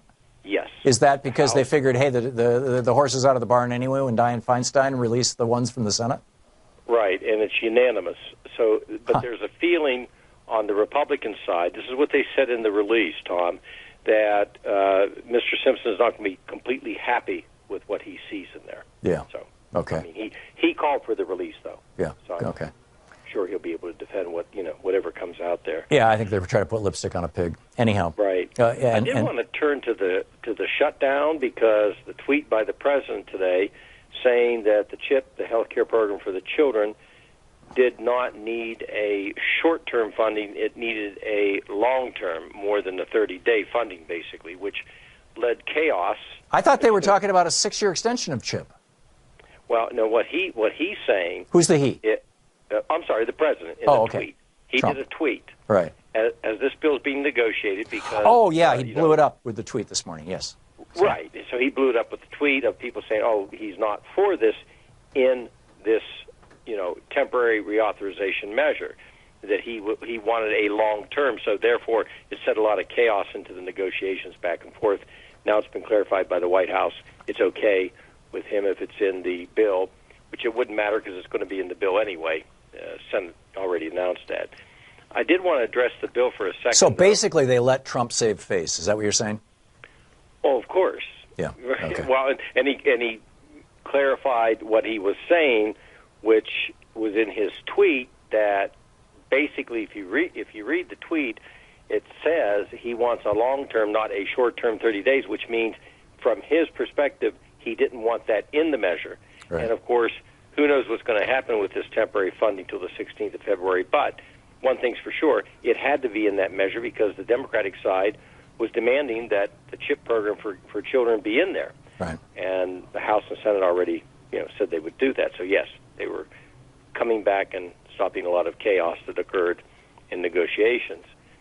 But with the funding measure, Tom, which is, the cause of the day. We're talking the continuing resolution. Right. Keep the government resolution. Open. There are groups that want the Democratic side to, bring the government into a shutdown, and then the Republican side themselves are having hard enough time anyway because Paul Ryan, who will pass it in the House, but he's had to deal with the conservative caucus that does not want it to be funded as it sits because of lack of defense money. I don't understand this, Bob. Why is it that the media is saying that the Democrats could participate in shutting the government down when the Republicans control the House? They've got a substantial majority in the House. They have a majority in the Senate. They own the White House and the Supreme Court. If the government shuts down, it won't be because Democrats didn't vote for it. It'll be because Republicans didn't vote for it. Why is the press not pointing that out? Well, here, two things. One, the Republicans do what I've seen the Democratic side do, too, and it doesn't sell with either party with the constituencies. The Republicans say, well, we really don't have enough votes in the Senate. We have the majority, but we don't have enough because we need 60, which is a useless argument. The bottom line is the Republicans control the government, and the Republicans need to understand they do control the government, so therefore anything that happens will be their fault. But they were very successful on throwing this spin out there. When I say successful, for the moment, to get the national media to focus on the fact of, oh, well, they don't have all the votes they need because the Democratic side wants to bring the government down over one issue, which would be DACA, the Dreamers. But that is translated out into bringing the government down over, quote, illegals, you see. Yeah, So I know. that spin got out there. Oh, and Fox News has been banging on that for a week. You know, Yeah. they need to counter that type of thing because the media will buy into a lot of things, and you know how I'm talking about the corporate national media, and they'll buy into salacious arguments or something. Sean, we're in a break. Right. Yep. Yeah. Okay. Bob Ney with Talk Media News. Bob, thanks so much for the news of the day. It's great talking to you. Thank you. We'll be back. Stick around. It's the Thom Hartmann program. We're going to check in with Lori Wallach to find out what the state of our trade situation is right now, and NAFTA and all this other stuff that's happening. Stick around. You're listening to Thom Hartmann.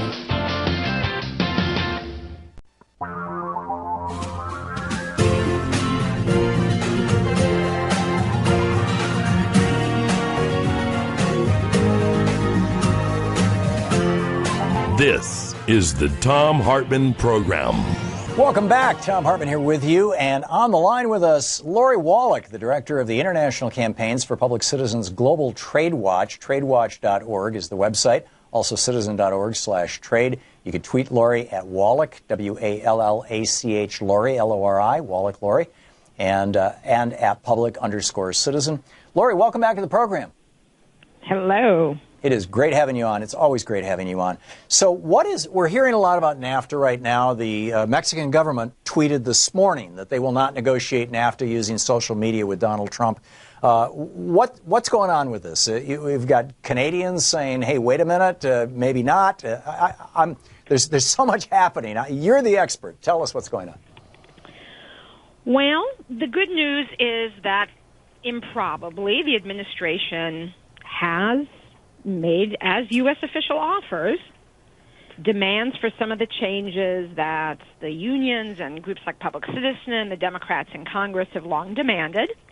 And that includes largely getting rid of the investor state corporate tribunals, getting rid of a lot of the outsourcing incentives that are at the heart of NAFTA, getting rid of or largely rolling way back the waiver of Buy American procurement rules in NAFTA, increasing the domestic content of goods, the so-called rule of origin for a good to get NAFTA treatment, and adding a sunset clause, which is every 5 years the agreement gets reviewed, and unless the countries agree to extend it, it sunsets, which forces some accountability and democracy and debate.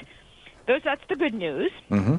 And those are things that are being promoted by the Trump administration. I mean, Trump campaigned on ending free trade or blowing up some of these awful provisions, and apparently is following through on that, as much as it pains me to say anything positive about him or his administration.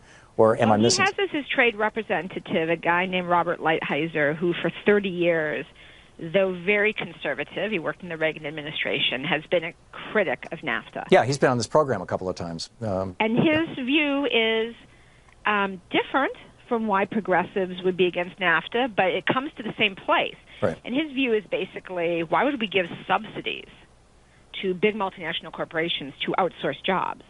That should not be the business of a U.S. policy, is to help get rid of American jobs, say nothing to subsidize big companies. They can, they're big boys. They can play on their own.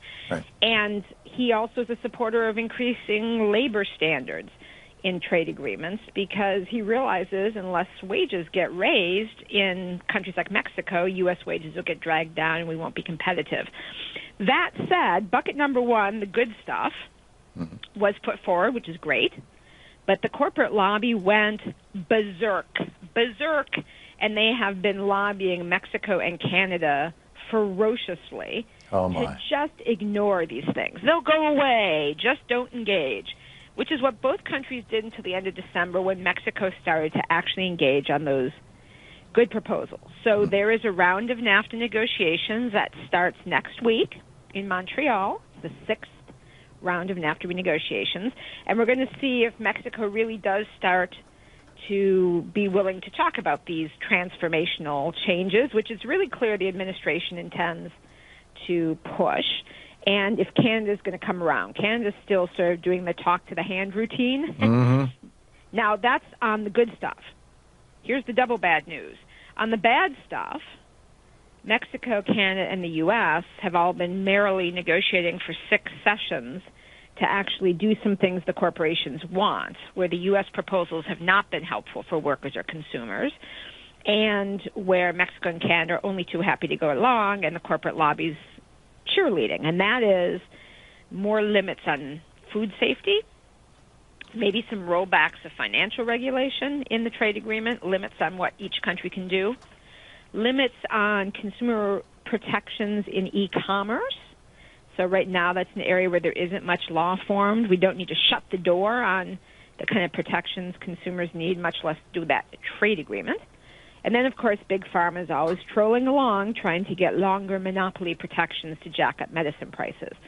And that stuff, I would call that bucket number 2, is the bad stuff, and that's moving along. Bucket number 1, that's the first time any administration has suggested making those really important changes we support.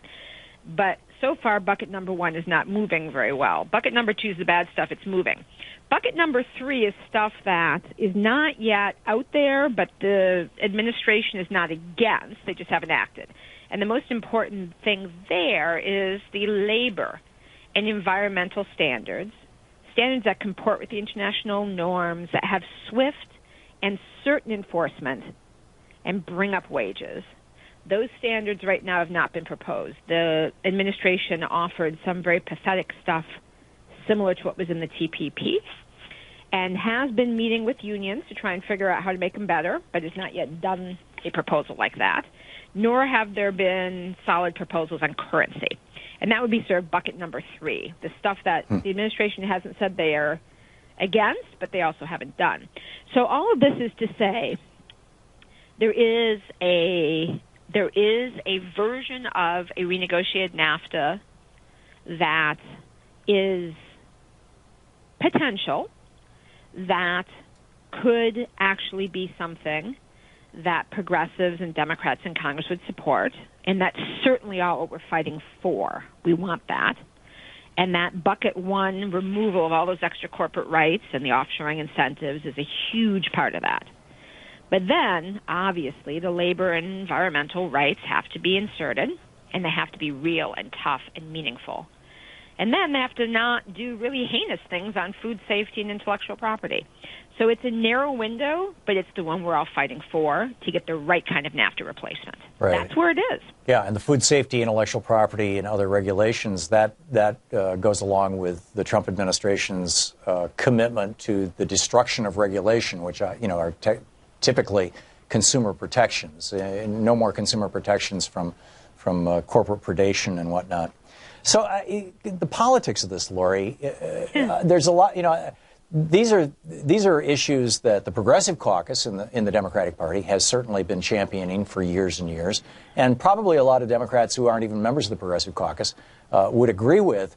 Is it possible that the Democrats would join with the administration to make this work right, even though it would mean a, quote, win, end quote, for Donald Trump? So here's what I think. I think that if this administration brought back a renegotiated NAFTA that had the things that Democrats, progressives, and unions have been demanding for decades and didn't have the stuff where it could head in the wrong direction that could make it worse, I believe there would be broad Democratic support and broad support from amongst the outside groups to try and implement that agreement. Because that would both start to reverse what is now almost 25 years of damage, over 900,000 specific jobs certified officially just under one narrow government program as lost to NAFTA. And if that sounds like an overstatement, folks, you can look and see. Put in your zip code. Go to tradewatch.org, our website, tradewatch.org. Go to the Trade Data Center. Look for the NAFTA Certified Trade Adjustment Assistance, TAA, job loss. And you can put in your zip code and look in your own neighborhood what jobs have officially been certified by the government. It's an undercount, but it's almost 1 million jobs. So to start to reverse that, I think Democrats would support a policy of a NAFTA replacement that did what was needed, and it also would set a new model for future trade agreements. Ironically, probably the coalition that passes that kind of a deal is mainly Democrats with some Republicans. And I don't think actually that Democratic members of Congress are worried about the notion of giving Trump a win. Number one, because what they're really thinking about is, wow, can we help stop the outsourcing? Can we help stop the lowering of wages? But number two, Trump is doing so much terrible stuff for workers in every other way. Yeah, Lori, we're hitting a break here, but thank you so much for being with us. Yeah, Lori Wally. This is the Thom Hartmann Program. We'll be right back with more of the program. Stick around. Hey, Arthur, would you check with Lori and welcome back. Sonia in Redding, California. Hey, Sonia, thank you for watching Free Speech TV. What's on your mind today? I'm calling about voting. Mm-hmm.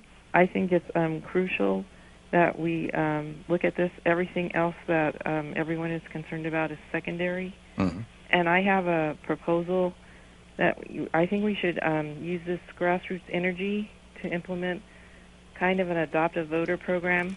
And my suggestion is that volunteers take voters who might be knocked off the voter rolls to the voter registration offices every 3 months to check on their voter registration indefinitely. And what I was wondering is if you can tell me what organizations I can contact regarding this proposal. The Democratic Party would be the big champion, I would think, Sonia. But instead of taking people, driving people to the polls every 3 months, which is going to be difficult and tedious and time-consuming and resource-intensive, why not simply have people call the Secretary of State's office or their local election office and ask if they're still on the voting rolls? Well, yeah, but that's a good idea, but what I was thinking is I keep hearing how people are thrown off the voter rolls through cross-check and all that. Mm-hmm.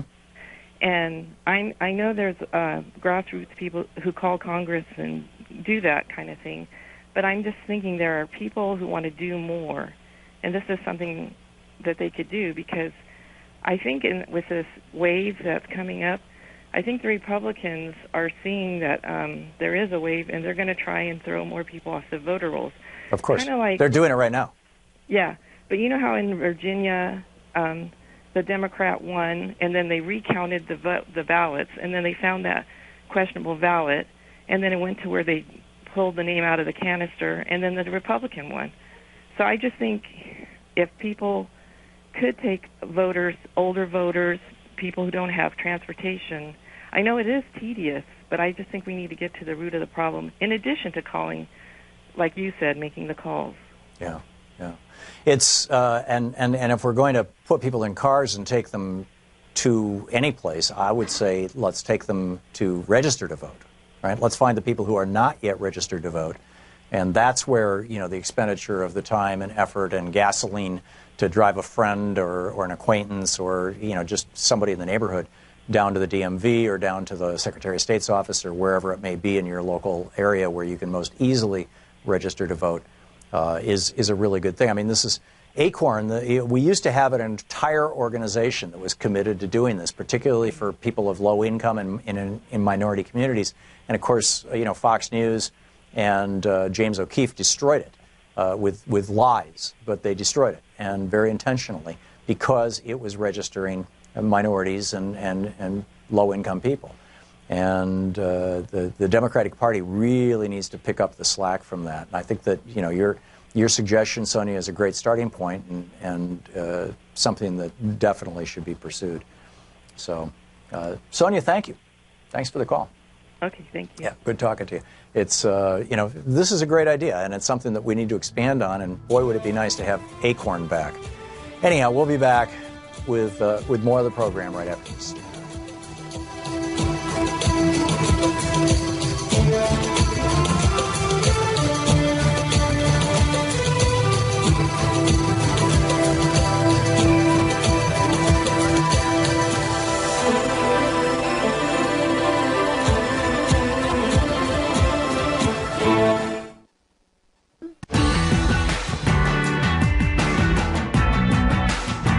back.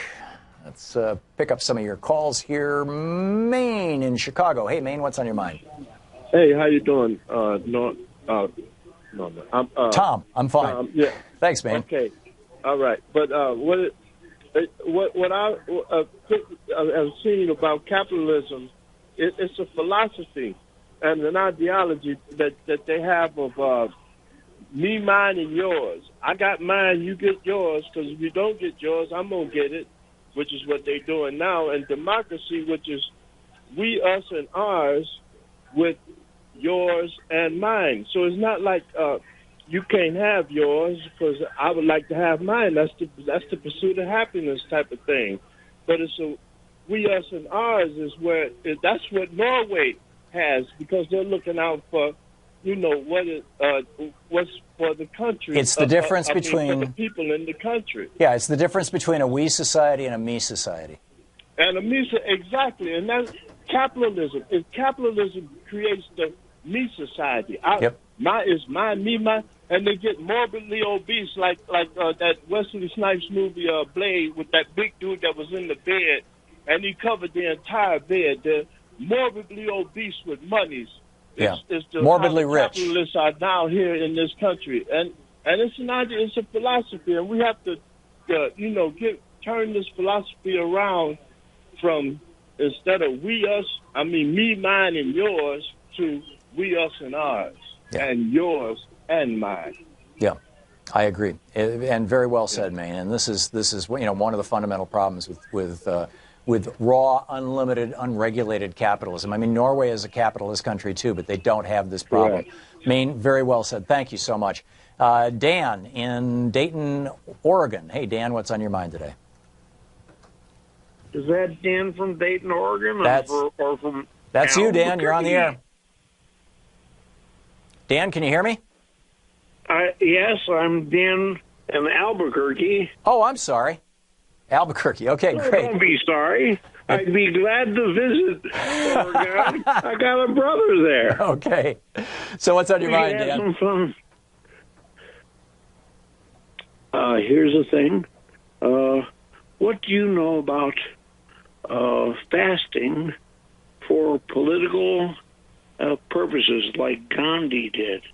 I think it only works. You're basically threatening your own life. There's good health reasons to fast in reasonable ways for reasonable and short periods of time, but fasting for political purposes, worked for Gandhi. It has worked for a few other high-profile figures. But if you're not a real high-profile figure, where a lot of people worry about whether or not you're going to die, my take on it is that it is probably not going to produce much change, and it could produce damage to you, and therefore isn't worth the cost, essentially. Your thoughts? Well, I'll say this. I'm in my present. I fasted the first time accidentally. It wasn't a conscious effort at all. But I was 12 years old when Kennedy died. I didn't eat for days. And 3-4 days after he ate, I thought, I haven't eaten for days. Mm-hmm. And I thought, okay, I'm not going to eat or drink until I have my Thanksgiving dinner with my family. And I didn't eat or drink until then. Wow. And I'll say this, my mother's turkey dressing is the best thing anyone can taste in the world. Yeah, Dan, Louise and I used to fast a lot when we were in our 20s and early 30s. And, we would do weekend fasts. I think the most we got up to was 4 or 5 days. But, boy, does food taste good after a fast. Although, during a fast, you want to drink a lot of water. You don't want to abstain from water. Unlike, I'm not talking about like a Ramadan fast, which is just during the day, but a long-term, overnight fast. But, yeah. So, are you fasting against Trump? Is that the bottom line here, Dan? I am drinking a lot of water. Good. I started this fast a week before the year started. And my longest fast, personal, is 46 days. Oh, my goodness. And I was considering continuing this fast until day 71. Yeah. Dick Gregory. You could look up Dick Gregory, the political activist, spiritualist, health person. Dick Gregory was a friend of mine. I knew Dick. Fasted 70 days. Yeah. And I could go for 71 days. If I were to break my fast on the Thom Hartmann show, I could break my... Dan, I cannot encourage you to take your life in your hands like that. And I know, I've known a couple of high-profile fasters who were doing it for political purposes, who were also taking enemas of vegetable and fruit juices so that they were getting nutrients. They just weren't taking them through their mouth, but they were calling it fasting. I would be very, I can't offer you advice, Dan, but if it was me, I would be very, very wary, and I can't have you, I can't be promoting that in this program. I can't be responsible for your health. Dan, I wish you well, and thank you for the call. We'll be back. It's 28 minutes past the hour. You're listening to the Thom Hartmann Program. Call 202-808-9925. We'll be back with your calls right after this.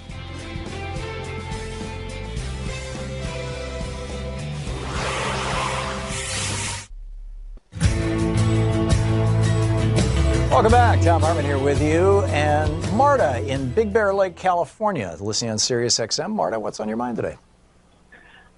Well, I wanted to comment about undocumented immigrants and base it first on my own experience and second on research. My experience was that in the 1980s, I was suffering from economic issues and really, miserable about it. And I was able to find a scapegoat, which was the immigrants' fault. And, sometimes it's, subconscious. You don't even realize that that's why you're doing it.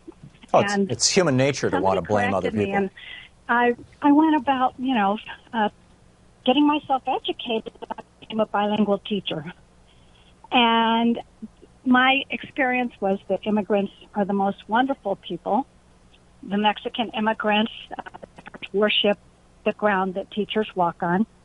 I went and did some more research. I found out that undocumented immigrants contribute in so many ways, including through the rent or mortgage payments they pay that fund the local schools, health clinics, and all kinds of county services, including like sheriff.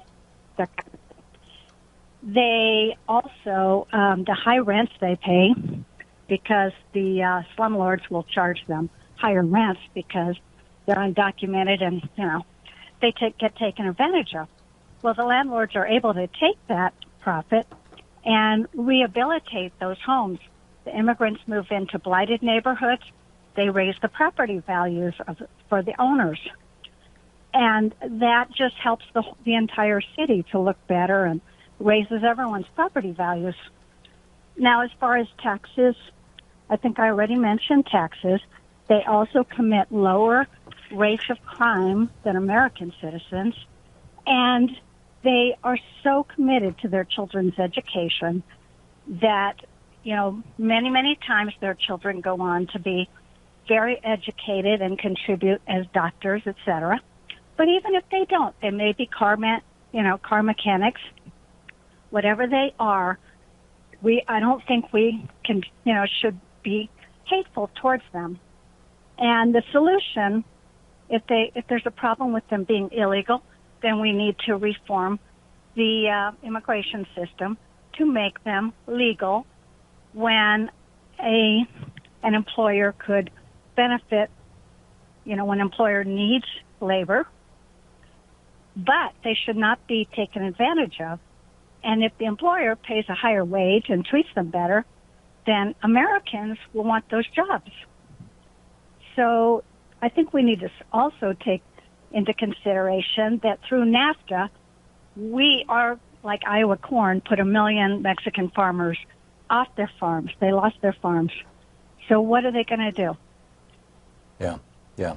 I think that, it really, this is just my opinion, Marta, but you've identified a lot of things here. I believe that we are basically running a variation on the old slavery routine. It's not overt slavery, it's not chattel slavery, but it is cheap labor, and that's why we often refer to conservatives as cheap labor conservatives, because that's what they're all about, is cheap labor. That's the kind of the beginning and end of conservative philosophy, and keep the worker down. And so companies that have been allowed over the years, it was the Bracero program in the 1950s. It wasn't even a named program throughout the 60s, 70s, 80s. And people were allowed to come to the United States, millions of people, to work during, seasonally, to pick fruits and things like that, and then allowed to go back home, typically to Mexico, after that. But the whole point was the cheap labor. And so it seems to me that if we were to say enough of that, we're going to have to feed ourselves. We're going to have to figure out a way to pay enough for our food, which may mean that all of us have to have a wage increase, that Americans will be willing to pick food, and that we're just we're not going to allow other things to happen.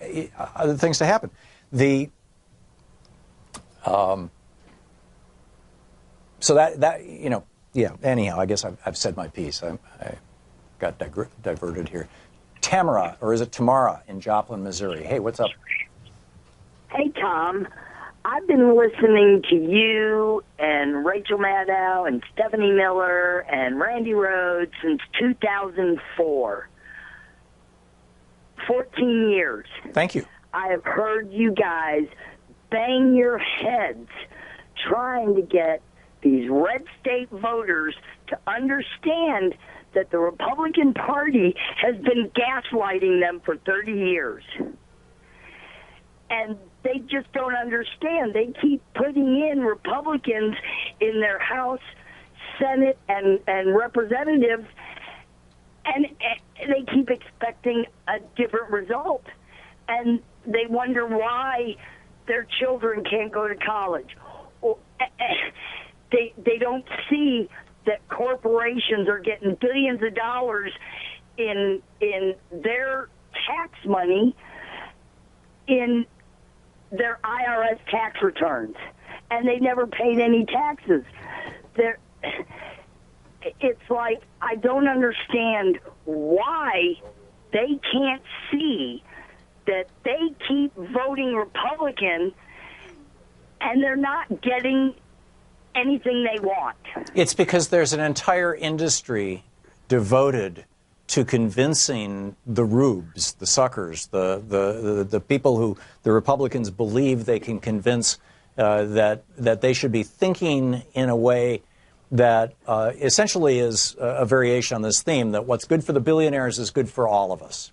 And the simple reality is what's good for the billionaires is actually bad for the rest of us. But they blame the little girl who decided to keep her baby and call her a welfare queen. Right. Well, she tries to pull herself up by her bootstraps. Well, those folks only care about that. I was the welfare queen Ronald Reagan was talking about with 2 little kids. No, you weren't that welfare queen. That welfare queen that Reagan created out of whole cloth, fictitiously. He said she had 100 different Social Security numbers and all this kind of stuff. You weren't doing that, Tamara. You were simply getting some help to make it through life, and that's something that. Trying to feed my kids while I worked a minimum wage $5 an hour job. Exactly, and that's why we need to. These people are angry at everybody. They're mad at the Mexicans. They're mad at the Somalians, to where these guys in Kansas wanted to bomb them and kill them in their housing here, and their lawyer says it was their protected constitutional right to plan. Yeah. We lost tomorrow. But I get what you're saying, and absolutely get what you're saying. Thank you, Tamara. Dick in Chapel Hill, North Carolina. Hey, Dick, what's up? Hey, Tom, I got a couple things I want to talk to you about. First, I think we need to start painting the Republicans with the tagline, the Republican Party, where greed wears the mask of morality. It seems like the perfect line. Yeah, it's true. It's really true. Secondly, if the Republicans finally manage to make abortion illegal again, they're going to be faced with that problem of should we punish the women. My question is, would a law that punishes a doctor differently from the woman who sought the abortion violate the Equal Protection Clause? If the doctor gets 10 years, say, and the woman gets the poor victim treatment like we've heard, is that a violation? That's a good question. That's something that could be taken to the Supreme Court. And I can't say that I've explicitly heard that argument made before, but it seems like a reasonable argument. I don't know the answer to the question, Dick. It seems like something that needs to be adjudicated. But it does highlight, the hypocrisy of the whole thing. Hey, this is murder. Well, if you've got two people involved in a conspiracy to commit murder, those two people are both guilty of murder. And so if you're going to take that line, you've got to follow it to its logical end. Dick, thank you. Very well said. By the way, Donald Trump is going to be speaking at the March for Life, which is the big anti-abortion march that they have every year here or there in Washington, D.C. Here, we're in Portland now. Burl in Sierra Vista, Arizona. Hey, Burl, what's on your mind? Yeah, hi, Tom. I live in Cochise County, Arizona. Yesterday, a friend of mine went to renew his driver's license because he's about to turn 70. The first thing he noticed when he got there is that there's no more chairs. They've been taken out, except for a few chairs for some disabled people. So you have to stand in line. When he got to the window and showed his proof of auto insurance, they told him they had to see a health insurance card. What? He showed them his VA card, which has a photo, but they wanted a health insurance card, which doesn't have one. He had the card, and he showed it to them. But he asked them, what if I didn't have this health insurance card? And they said, well, then we would have accepted your VA card. Well, he said, what if someone doesn't have a health insurance? And they told him then that person could not get a driver's license and couldn't vote. That's totally strange. Some other form of state-issued ID. That's totally strange. Burl, quick question. Can you hear the music right now? Yes. Okay, great. Thank you very much. We're trying to make sure our phones are working. Burl, thank you for the call. I have to believe that was an anomaly, but your friend should definitely report that to the Secretary of State in Arizona or somebody. I mean, that's just wrong. We'll be right back. You're listening to Thom Hartmann. Visit ThomHartmann.com for audio and video archives. We'll be back with more of your calls, my thoughts, and the news of the day right after this.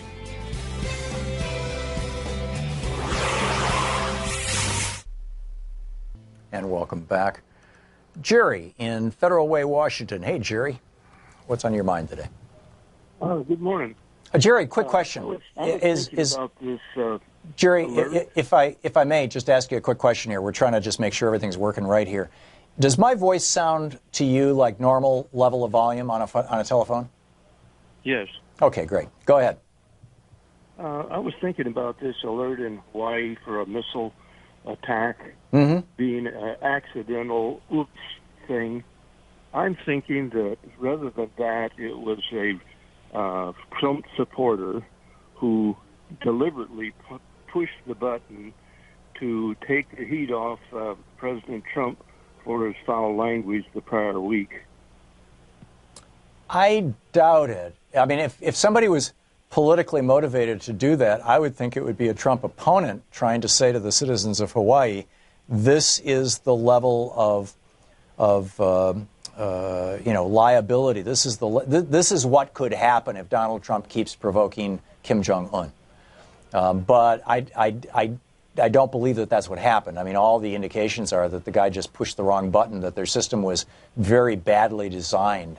And it was just as easy to send out a, oh, my God, run for the hills, as it was to send out a, we're just testing, and that should not be the case. The, oh, my God, run for the hills click should be 5 clicks. You know, it should require a little more than just a push this button. Well, I was thinking about the Orson Welles' War of the Worlds radio broadcast that set a panic out, and this kind of, I thought, was like the same thing. Well, over again. that Orson Welles story has been wildly exaggerated over the years. People were not panicking from the Orson Welles thing. There were people who called into their telephone company and people who called the network to say, "Is this real? What's going on?" But every 5 or 6 minutes in that Orson Welles thing back in the, what was that, the 30s, as I recall, maybe the 40s, every few minutes when that was going on, they broke in and they said, "This is a dramatic performance of Orson Welles' novel War of the Worlds. This is only fiction." They made it very, very clear there was not national hysteria. Whether, there's some debate about, I believe, about whether that story was being promoted by Orson Welles himself to try and make himself more of a big deal than he was, or whether it was just something, kind of an urban legend that just took off or whatever. But, that's, Jerry, thanks for the call. I don't know, but I think it was just a screw up. But, who knows? Roxanne, watching Free Speech TV in Albuquerque, New Mexico. Hey, Roxanne, what's on your mind today? Hi. I just thought, we worked really, really hard as a party as the Democratic Party to try to get more democracy into the process of choosing our nominee for the presidency, and that all culminated with the Unity and Reform Commission, and they have finished their report, and it's now going to go to the Rules and Bylaws Committee. And people are suggesting that we should call Tom Perez or be in touch with Tom Perez and ask him to take a leadership role in supporting that report. The committee is meeting this weekend. So if people can go to Roots Action or search Roots Action and then Perez. Yeah, it's rootsaction.org is the website. That's a good point. Right, That's a very good suggestion, Roxanne, and thank you for that. We'll be right back. And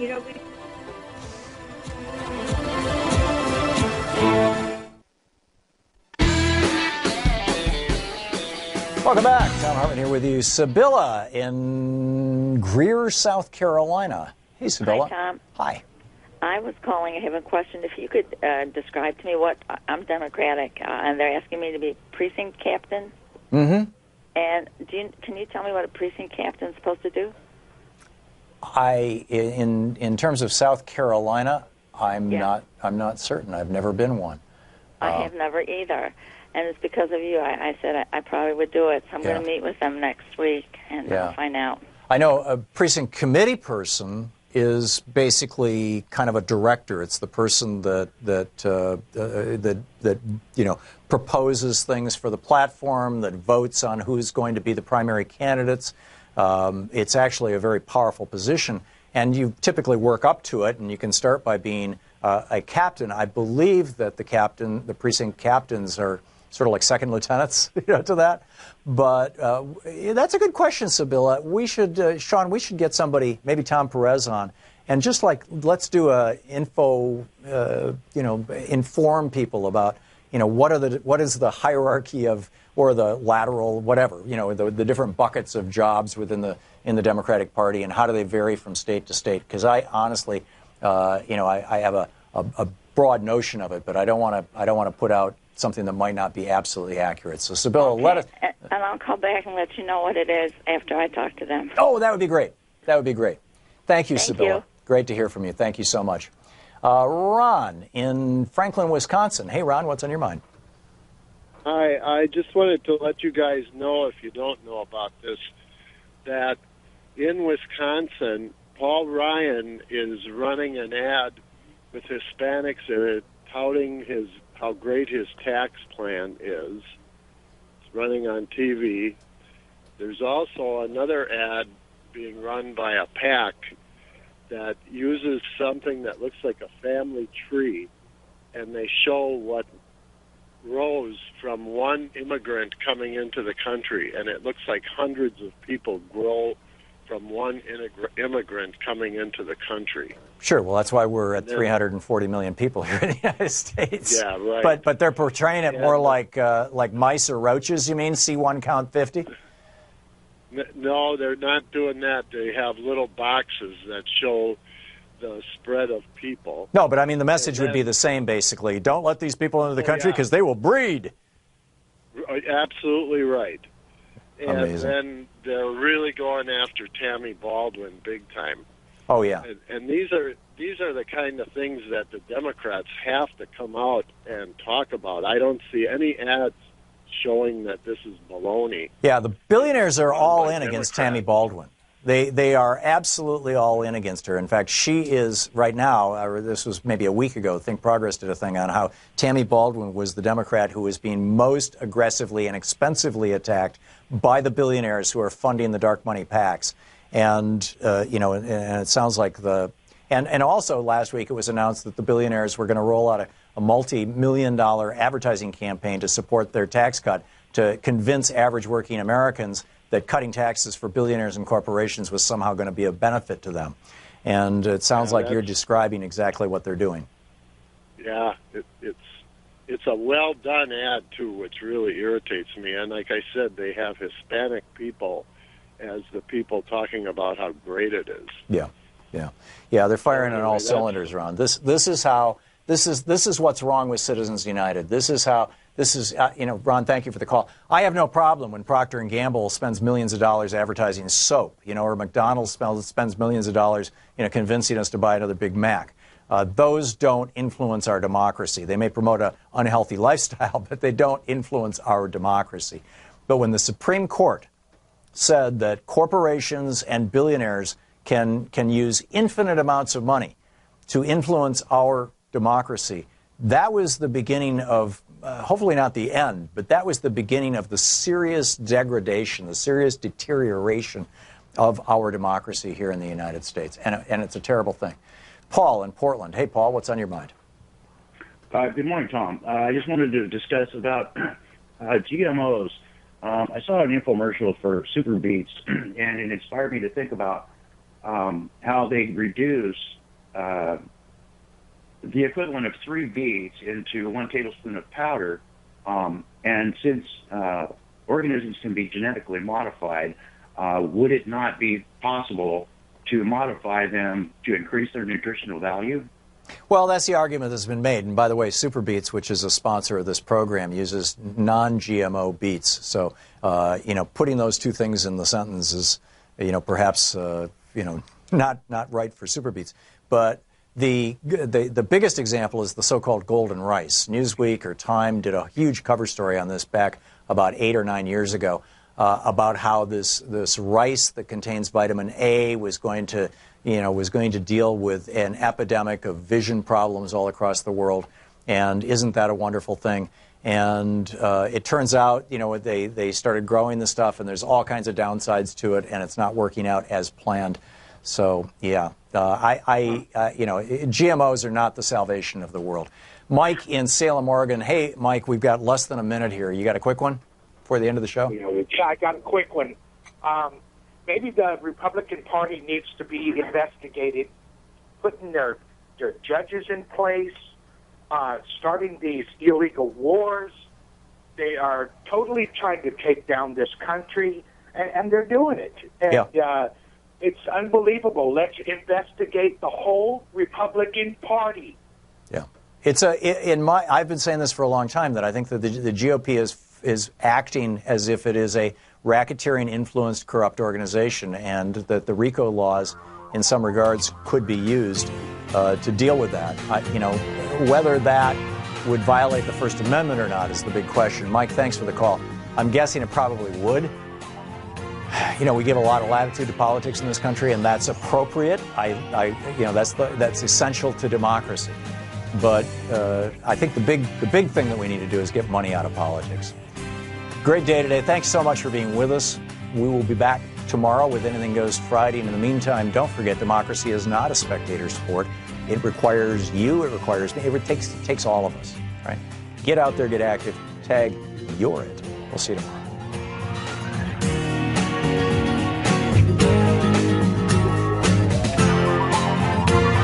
You've been listening to Thom Hartmann. For audio and video archives, visit thomhartmann.com.